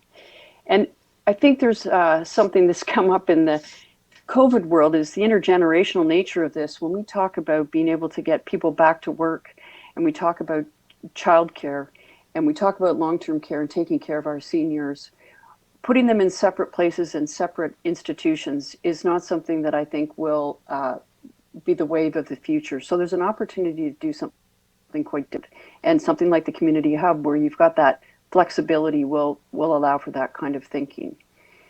I say bottom up, top down and bottom up. So bottom up, we talked about in terms of the community engagement piece, and we really need to make sure that locally we're driving it from the bottom, but we also need that top down, which is what's been happening, and making sure that there's the good, strong leadership with institutional partners to make sure that this has both elements of a great design. And in order to do that, to develop this complete community that Ken's been talking about, and actually was talked about earlier in terms of the residents wanting to live and work in Brampton, we've looked at sort of the functional design and the flexibility that you need to be iterative, because the community today may not be the community tomorrow, and how do we actually do that? Ownership becomes a really important part of this conversation as we look at this going forward. And the funding, and I say alignment, the private sector is ready to go. The school boards is, while they at an officials level is very keen to participate, there's a change that has to happen if we're going to drive this in order to make sure it aligns. And we look at some of the public health initiatives that are underway. I think there's a great opportunity to use this as a way of showing how important the alignment of funding is to make something like this happen. I'll go on the next slide. So just in terms of steps to get there, and none of these are easy, but leadership is obviously, I think, first and foremost. And I think that's why we're here today, to talk about the need for really having the vision and the courage to do something that's quite different, both from a government or the community or the private sector. All of these people are represented in this conversation. So I think there's an opportunity to take that forward. Community, what are the gaps? Who are the people that are already here? How do we make sure that if we're building something new, we actually are respectful of what's already been built here and bring them into this conversation, and looking at those demographics that we know will evolve over time. So there does need to be a policy realignment. I don't want to pretend that this is going to be easy, but I think there's a way to do this moving forward. And I always like to think that crisis creates opportunity. And I have to say, I think we've had a few crises in the last little while, so let's use that as an opportunity to do something really very strategic and innovative in Brampton. And I think that there's a team around this that can make this forward, and with the support of council, perfectly situated to seize the moment. So I'll turn this over, but this is some of the work that's been done, and I can hand the mic over to Dawn. Thanks, Karen. Great. Thank you, everyone. Can you hear me? Yes, we can.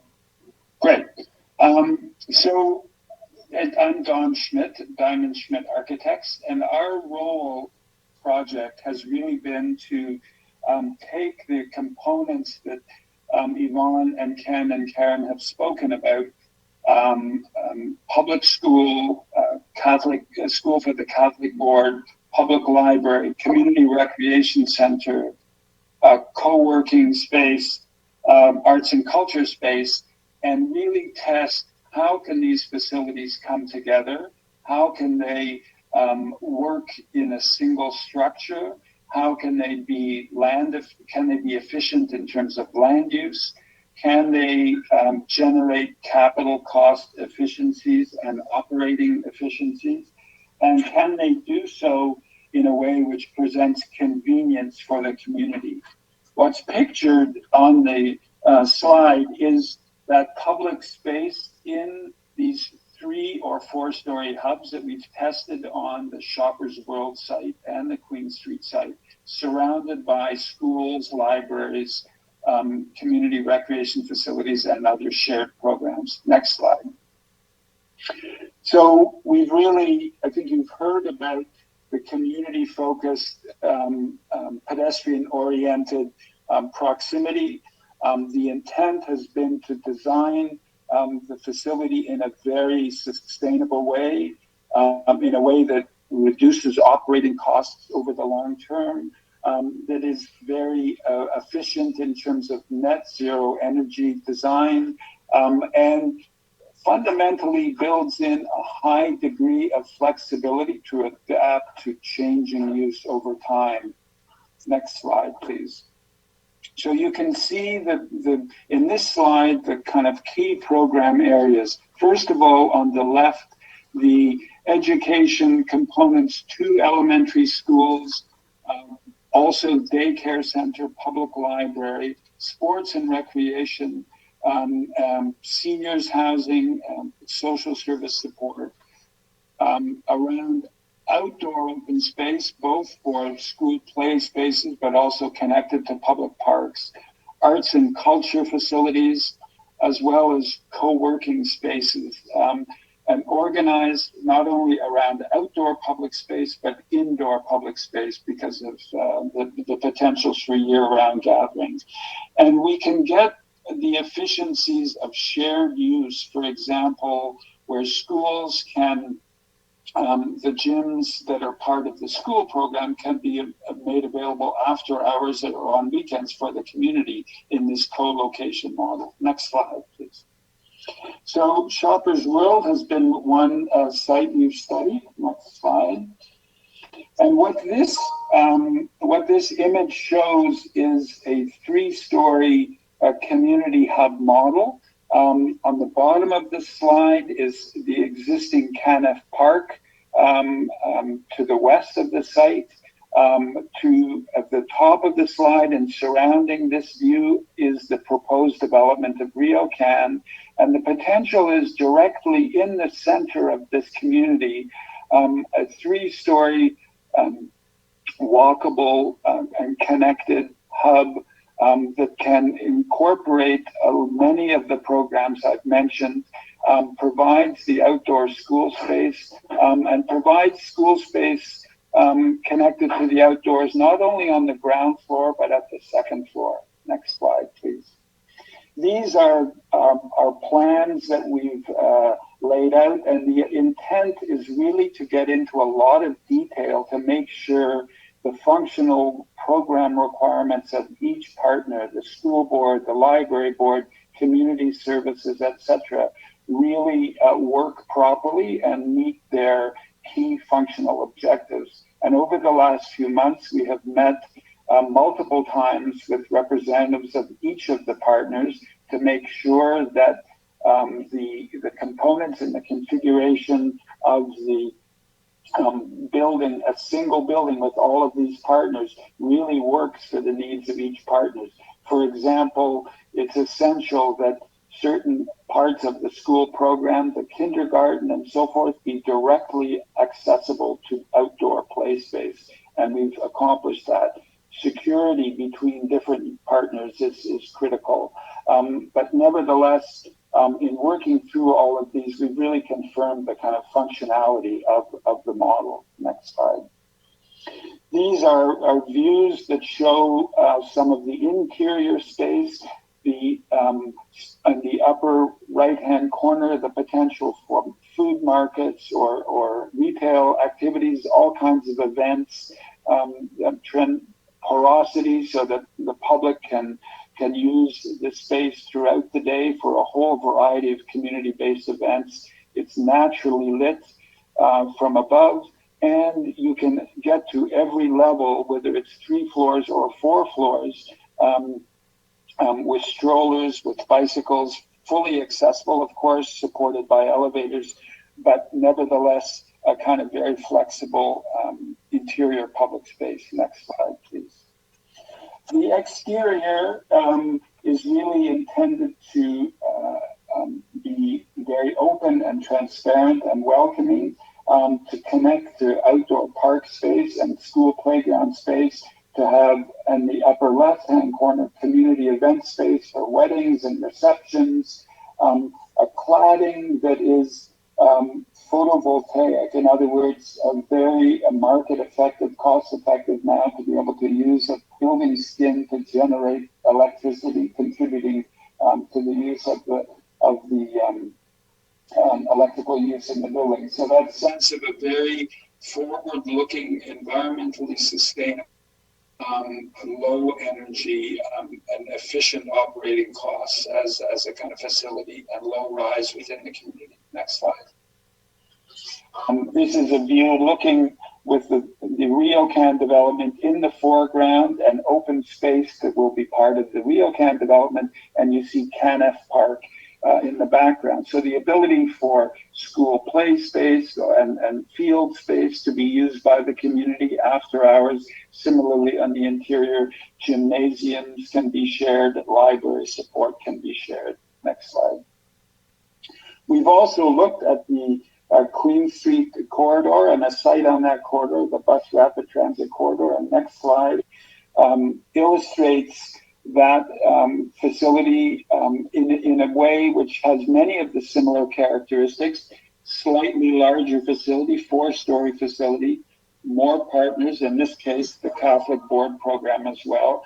And you can see the rooftop developed both for allotment gardens for residents to grow food, but also running tracks, natural lights, and those sawtooth roofs generating electricity through photovoltaics. And you can see the second level of the playgrounds can connect to outdoor space and down to grade from the second level school space. Next slide, please. The plans, again, we've laid out every room, every component of the program to make sure functional relationships work. The library is typically at grade. The points of arrival for the school is typically at grade. The opportunity for event space and access into community rec space at grade. Arts and culture and co-working space can be on upper floors, but all connected by that interactive community space in the center of the plan. Next slide. You see a cross-section through the building where each floor terraces up a half level so that you can move in fully accessible ways to all parts of the interior, places for meeting and multiple programming over the course of the year. Next slide. These are views on the upper right, looking at rooftop gardening overlooking school play space and park space. On the upper left, the dedicated space that is secure for school play areas, and in the lower right, those sort of connections from school areas down to grade. Next slide.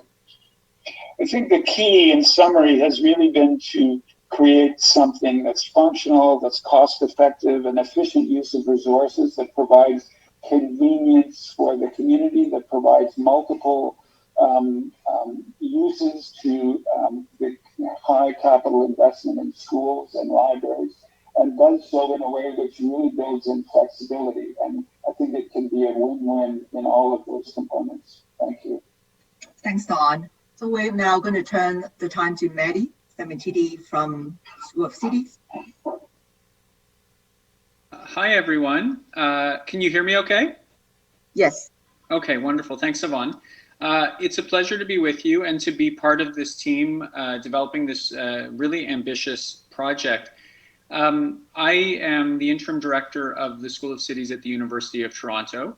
And one of the initiatives that we've launched is something we're calling the Creative Mixed Use Building Initiative, which builds on extensive research to examine how we build buildings that blend public, private, and nonprofit buildings uses into the same facilities. And like my colleagues have been mentioning, the reason we're focusing on this model of development is precisely because of the way that it enables cities and communities to drive synergies of uses that make more active and vibrant communities, to leverage space in more efficient ways, and to raise resources to achieve projects that otherwise may not have been possible.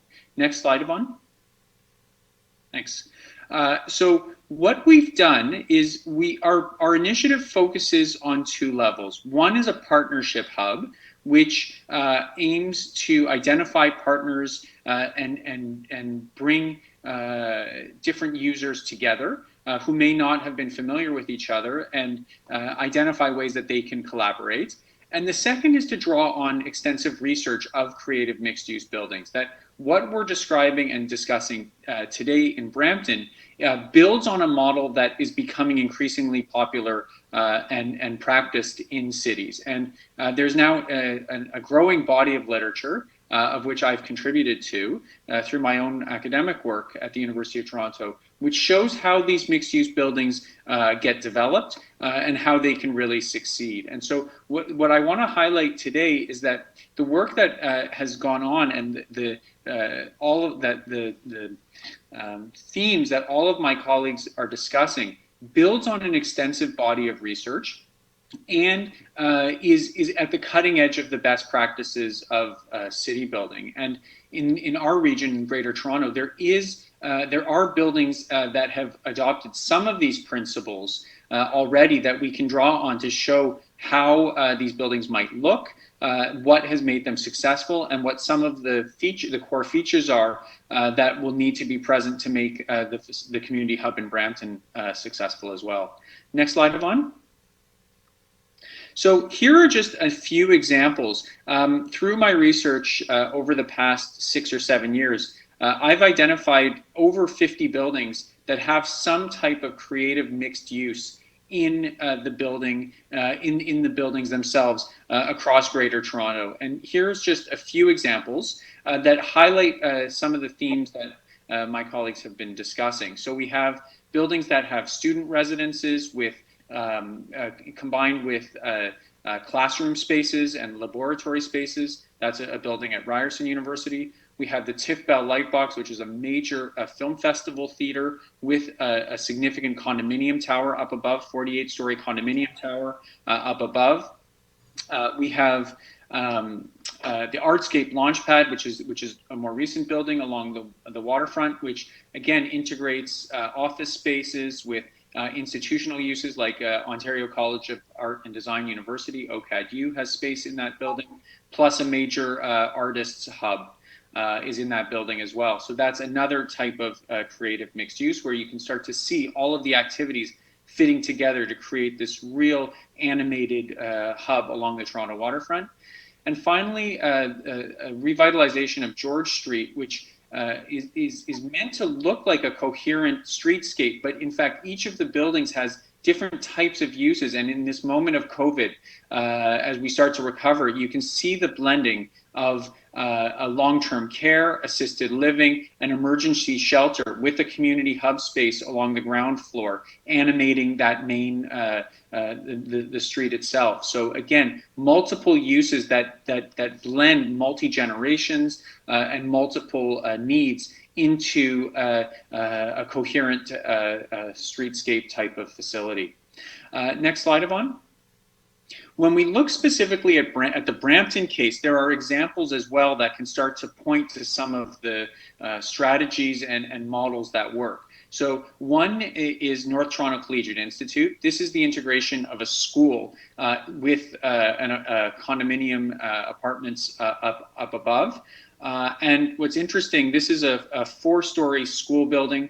The school has a significant music program, and so they wanted a state-of-the-art theater in that building. It also has a playing field that previously hadn't been all that open to the public, and they wanted to find a way that the playing field could be used during the day by the students, but then at night and during off hours, reallocated so that the community could have access to it. And through this redevelopment, if we wanted to talk just at a high level about the finances, by selling a portion of the land to the developer, they were able to raise about $26 million that then was used to pay for the school, part of the school itself. So it raised about half of the money to pay for the school itself, while also then leveraging space for the community as well. So there is also a financial imperative to these type of arrangements. It's unlikely that the creative mixed uses will pay for all of the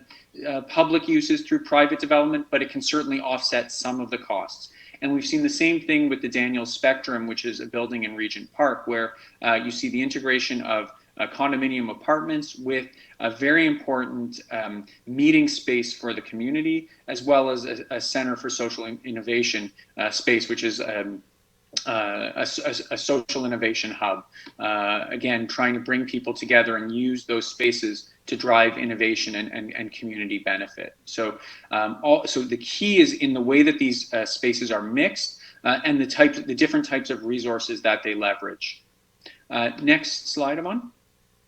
So one of the key questions and themes in Brampton, for the Brampton Hub, is how do we turn this from a really solid idea into something that is actually implementable? And there's two key themes to focus on. One is the nature of the partnerships themselves, and the second one is the financing and funding to actually pay for the building.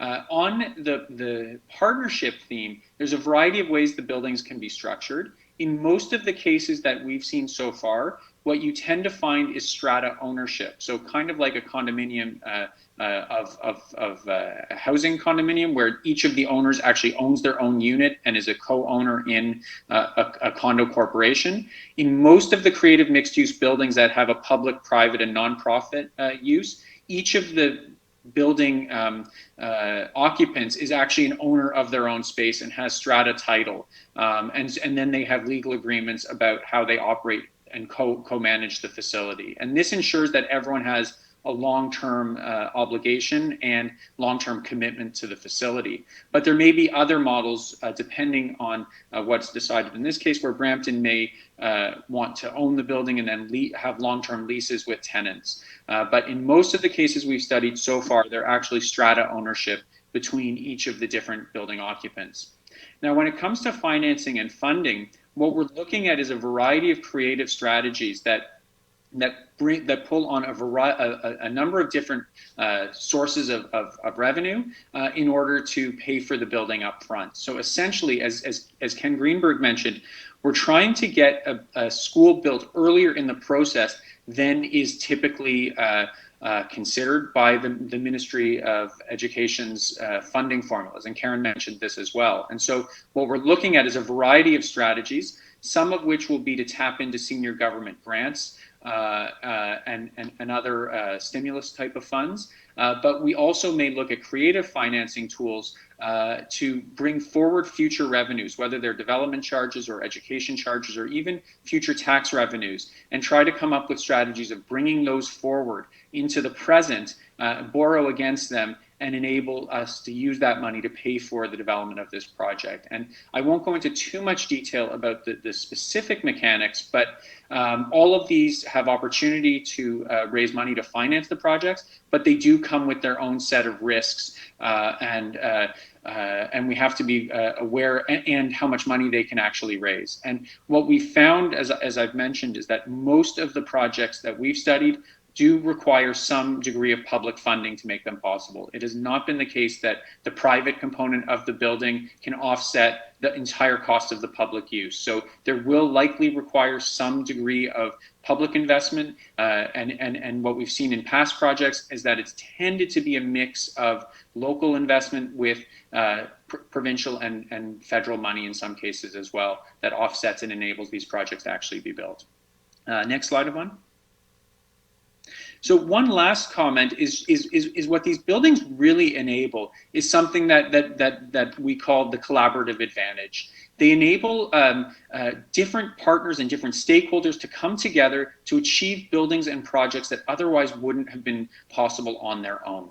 And you start to see in this slide just the type of ecosystem that can be brought together and brought to bear on a project of this nature. And both the resources that each of these different partners bring, the creativity that they bring, and the possibilities they bring once the building is up and running is something that is far more vibrant than a single-use type of building. And the typical mixed-use building that we talk about in the development industry would be a residential condo or an office building that then has maybe a pharmacy or a dry cleaner or a coffee shop on the main floor as its points of animation. And what we're talking about here is tapping into a far wider group of institutions that bring their own set of resources, but also their own set of activities. And when you put those together, when the mix is right, what you end up with is a building and a community hub that is really vibrant and animated and creates the foundation for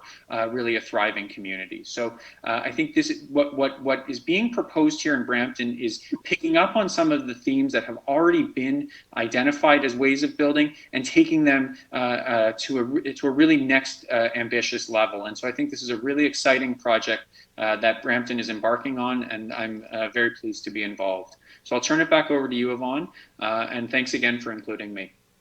Thank you, Maddie. What we find is very interesting and encouraging about this project is that there is an emerging trend, particularly looking at COVID situation, to think about how we look at infrastructure differently.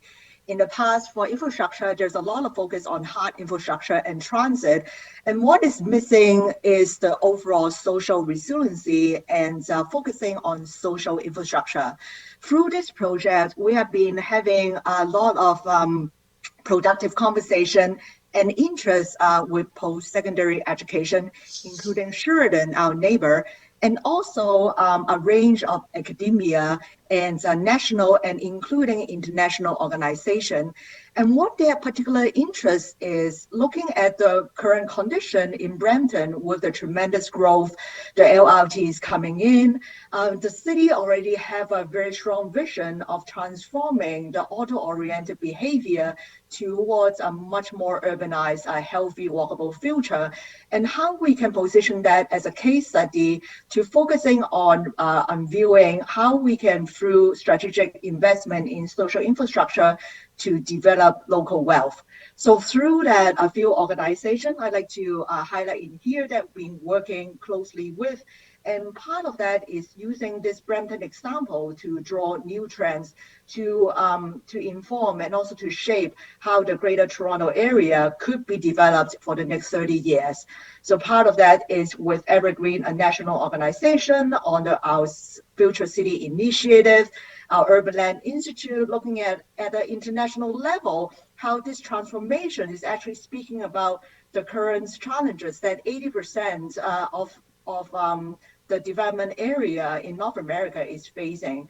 The next to that is the Urban Habitat, UN Habitat, and also Urban Economy Forum, which I would like to introduce to you, representative from both organizations, to talk about the collaboration and how the design of the community hub and the social resiliency that is created can lead to the overall building of social capacity.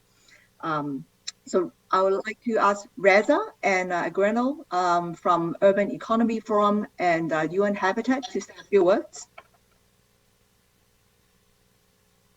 Hello, can you hear me?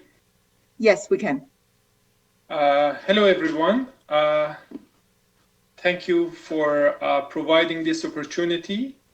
Yeah, we are trying to create kind of global pioneer place based on our discussion with Yvonne and Ken. We understand about the concept of this community hub, and it's so interesting. We try to discuss with different parts of the Urban Economy Forum and also with the head of knowledge and innovation of UN Habitat, Eduardo, that will join us.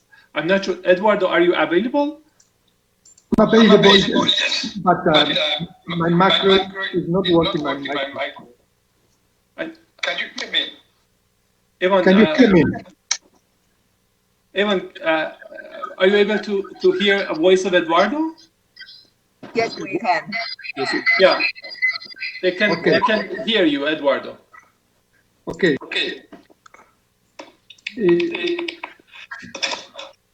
Thank you. Good morning. I hope you can hear me because my mic was on mute.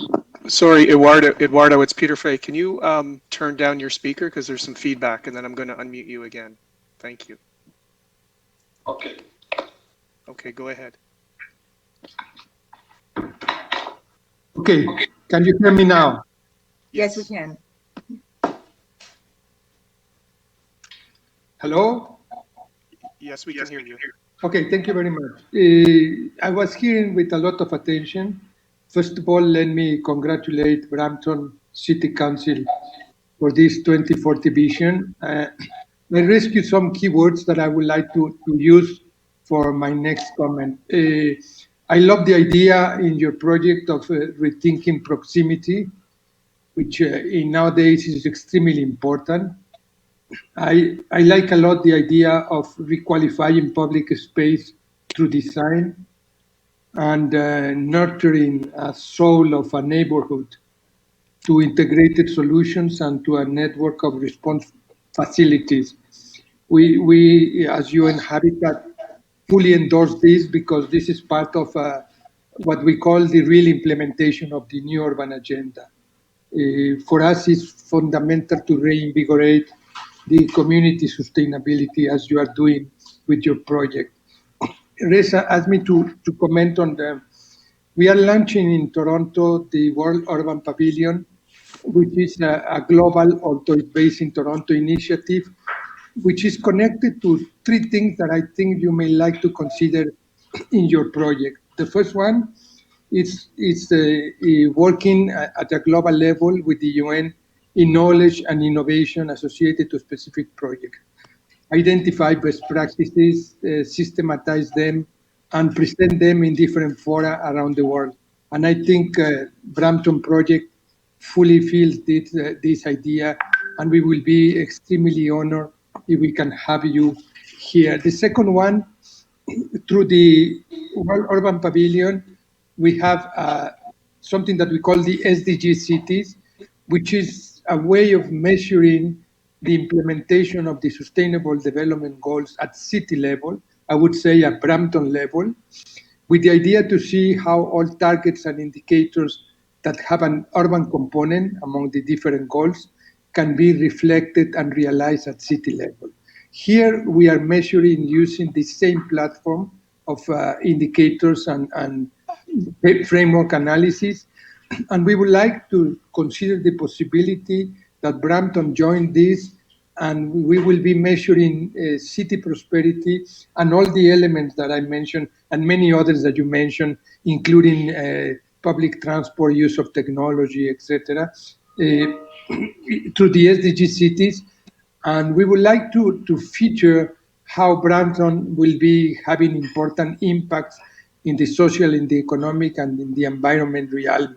And the third thing is that through best practices, policies, and analysis, we would like to invite to join the World Urban Pavilion platform as a way of Brampton to showcase to other cities in the world what you are doing and you just presented here through important fora like the high-level political forum or the forthcoming that well now is going to be different by the General Assembly at the urban level and other important urban components of the work that we are doing.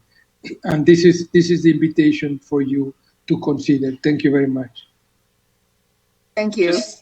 Ivan, if there is time, I want to add some few comments. Sure.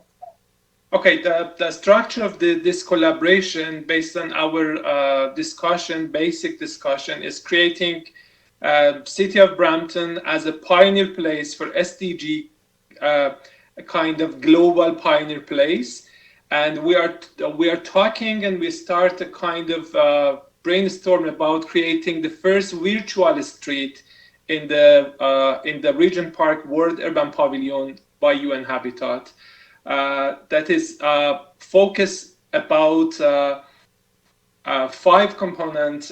First, City of Brampton, global hub for innovation, trying to create a kind of channel to use city prosperity initiative and focus about urban resources, sustainable urban resources, in the process of realizing SDG to create an international network to share this potential and the process of creating a global hub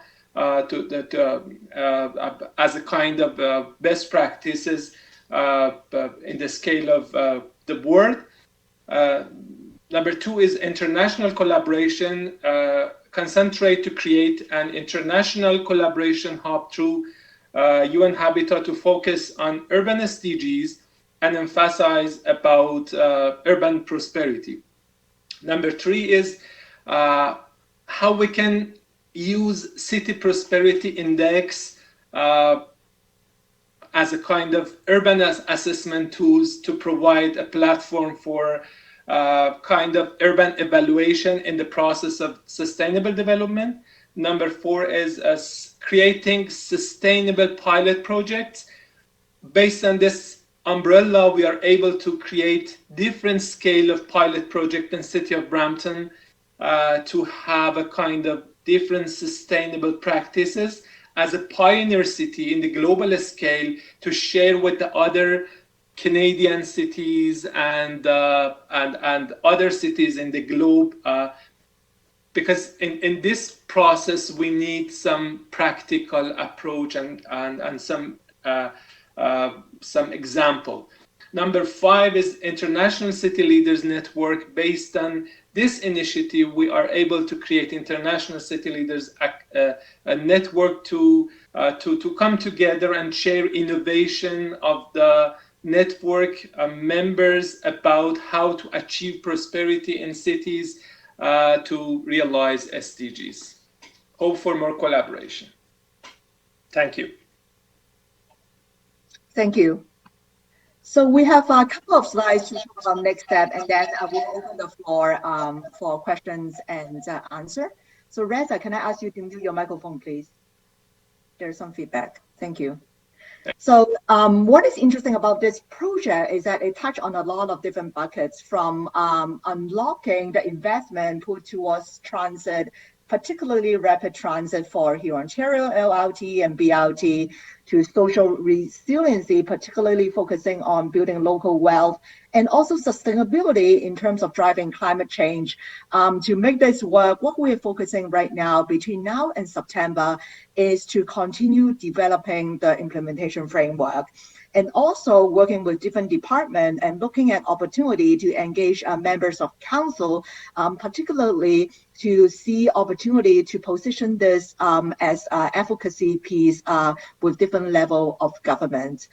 There may be opportunity in the fall when there is a funding application available at that time. We would also like to position the Shoppers Hub as a pilot shovel-ready project to apply for that partnership.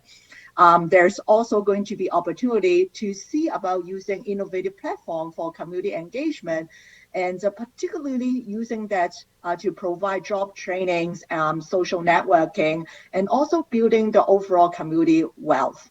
And lastly is that we are going to continue working with RealCan and potentially other developer, looking at the 2 hubs area for potential investment and co-development opportunities. So where we are at right now is we are working at stage 3, but at the same time, all the stages overlap and inform each other. And we see using this project as an opportunity between now and September, working on the recommendation report to show the complete picture to members of council, and use that as a basis to continue drive the actual implementation opportunities within the Shoppers Well area, the Queen Street area, and also developing a scalable model so it can apply to the other parts of the city. So now I'm going to turn the time back to our Director of Policy Planning, Bob Berkey, to lead us through some discussions. Great. Thanks, Yvonne, and for everyone else who's been working on the project and provided the information this morning. So I see Councillor Santos, you have a question? Hi, everyone. I'm assuming you can hear me. If you can't, let me know. Oh, that's good. We got you. Santos. You got me? Yeah. Yes, we can. Yes. Awesome. I'm actually running right now and listening at the same time and chatting on the Etobicoke Creek Trail, which was just discussed at this presentation. And I just wanted to say thank you very much for the presentation and the invitation to participate. Yvonne, when you and Bob presented this as a briefing to me and Councillor Vicente, we were very excited, and I still am. So I just wanted to say whatever you need from me as a councillor to support, advocate, and participate on any forum, I'm happy to do so. Great. Thank you. Thank you very much, Councillor. I've got, so another question, Councillor Bowman. Thank you very much, through you, Bob. A lot of what we've been discussing here in the past hour has to do with the collaboration between various organizations, including our school boards and the city of Brampton. And this is all really great stuff. And, you know, I'm looking forward to seeing all this happen over the next 10 to 30 years. However, the collaboration between the school boards and the city isn't there right now. So I'm just wondering why we can't start some of this immediately with our school boards being more open and accessible to everybody. Like I always say, it's the same tax dollar that pays for the city and the school boards and the region. And I'm just wondering, because I've lived in Brampton my entire life, and the schools and the small recreation centers were always the community hubs. They were always open. They were always available to any group, to any activity. Then it all changed, and something happened, and now there's sort of, you know, there's sort of unwritten rules. You can't go and play on the field of the school, or the baseball diamond is never kept up by the school board. Can we not sort of move into this now and start working with the school boards to get all those facilities open to everybody all the time? And that would make the transition to this far, far easier when we're working together with all the various school boards and the other agencies and the colleges and universities. So thank you, Councillor Bowman. I think that's an excellent point. You know, I think Karen probably, you know, was speaking to the top-down and bottom-up approach. So we've been working very closely with the staff at the school boards to, you know, make sure that their needs in terms of safety and maintenance and all those other components are key considerations as we go through the design and then into the implementation phase. I'd suggest that there's probably an opportunity to use some of those learnings to inform how existing schools could be made available. I'll admit to not knowing the whole of the background on that relationship, but certainly there's you know, lots of communities. There are very close working relationships for community use and city use of school facilities, because as you say, they are really a key hub in most neighborhoods. You know, so I think that's building relationships certainly with the staff and then through up to the school boards is something we can kind of use as a takeaway, and then probably working with rec and some of the other departments here look for those opportunities to kind of expand the scope and make sure those facilities are used as well as we possibly can. If I may, it's Karen Petrie, and I think that the challenge that you presented is the challenge that is met by municipality and school boards all the time. And one of the areas that we really think needs to sort of change, we've built schools the same way we have for hundreds of years. So what we really need is leadership and a bit of courage to do things differently. And it talks to the fact that different mandates, we've had really challenging times getting school boards and municipalities to work collaboratively. I would say that the staff at the school board have been excellent on this and are really keen. They will need help at senior levels of government in order to make this happen. But that's where I think leadership really does matter. And we're trying to use this as a way of actually opening up what many have been frustrated with for decades in terms of how we fund our schools and keep them open and who runs them and all of those issues that are complicated. But this is an opportunity to change that. Great. Thanks, Karen. Excellent points. Yeah, it will take some focused effort, but I think one of the things about this kind of an approach for the hubs is it actually identifies some of the specific issues that need to be worked through, and I would hope that as we go through that process, it can be applied to some of the other discussions and the opportunities that exist with the existing facilities, which are going to be far more plentiful and built on an older model, but they're going to be around for some time yet. So we need to give some thought to how we interact on all of those. So I think that's a really, really good point. But as you say, it's going to take some leadership and some focus. Councillor Santos, you have a follow-up comment on that? Yeah, I just wanted to say that this is a huge cost savings opportunity and a lot of economies of scale and efficiencies that can be found in sharing a lot of these overhead costs, in addition to building the social capital. So I think post-COVID-19, as we're looking at new ways of doing things and ways to save money, because we've certainly spent a lot these days, this is one of the options that could help us get there. That's it. Okay, thanks, Councillor. Any other comments or questions from Council or the Mayor?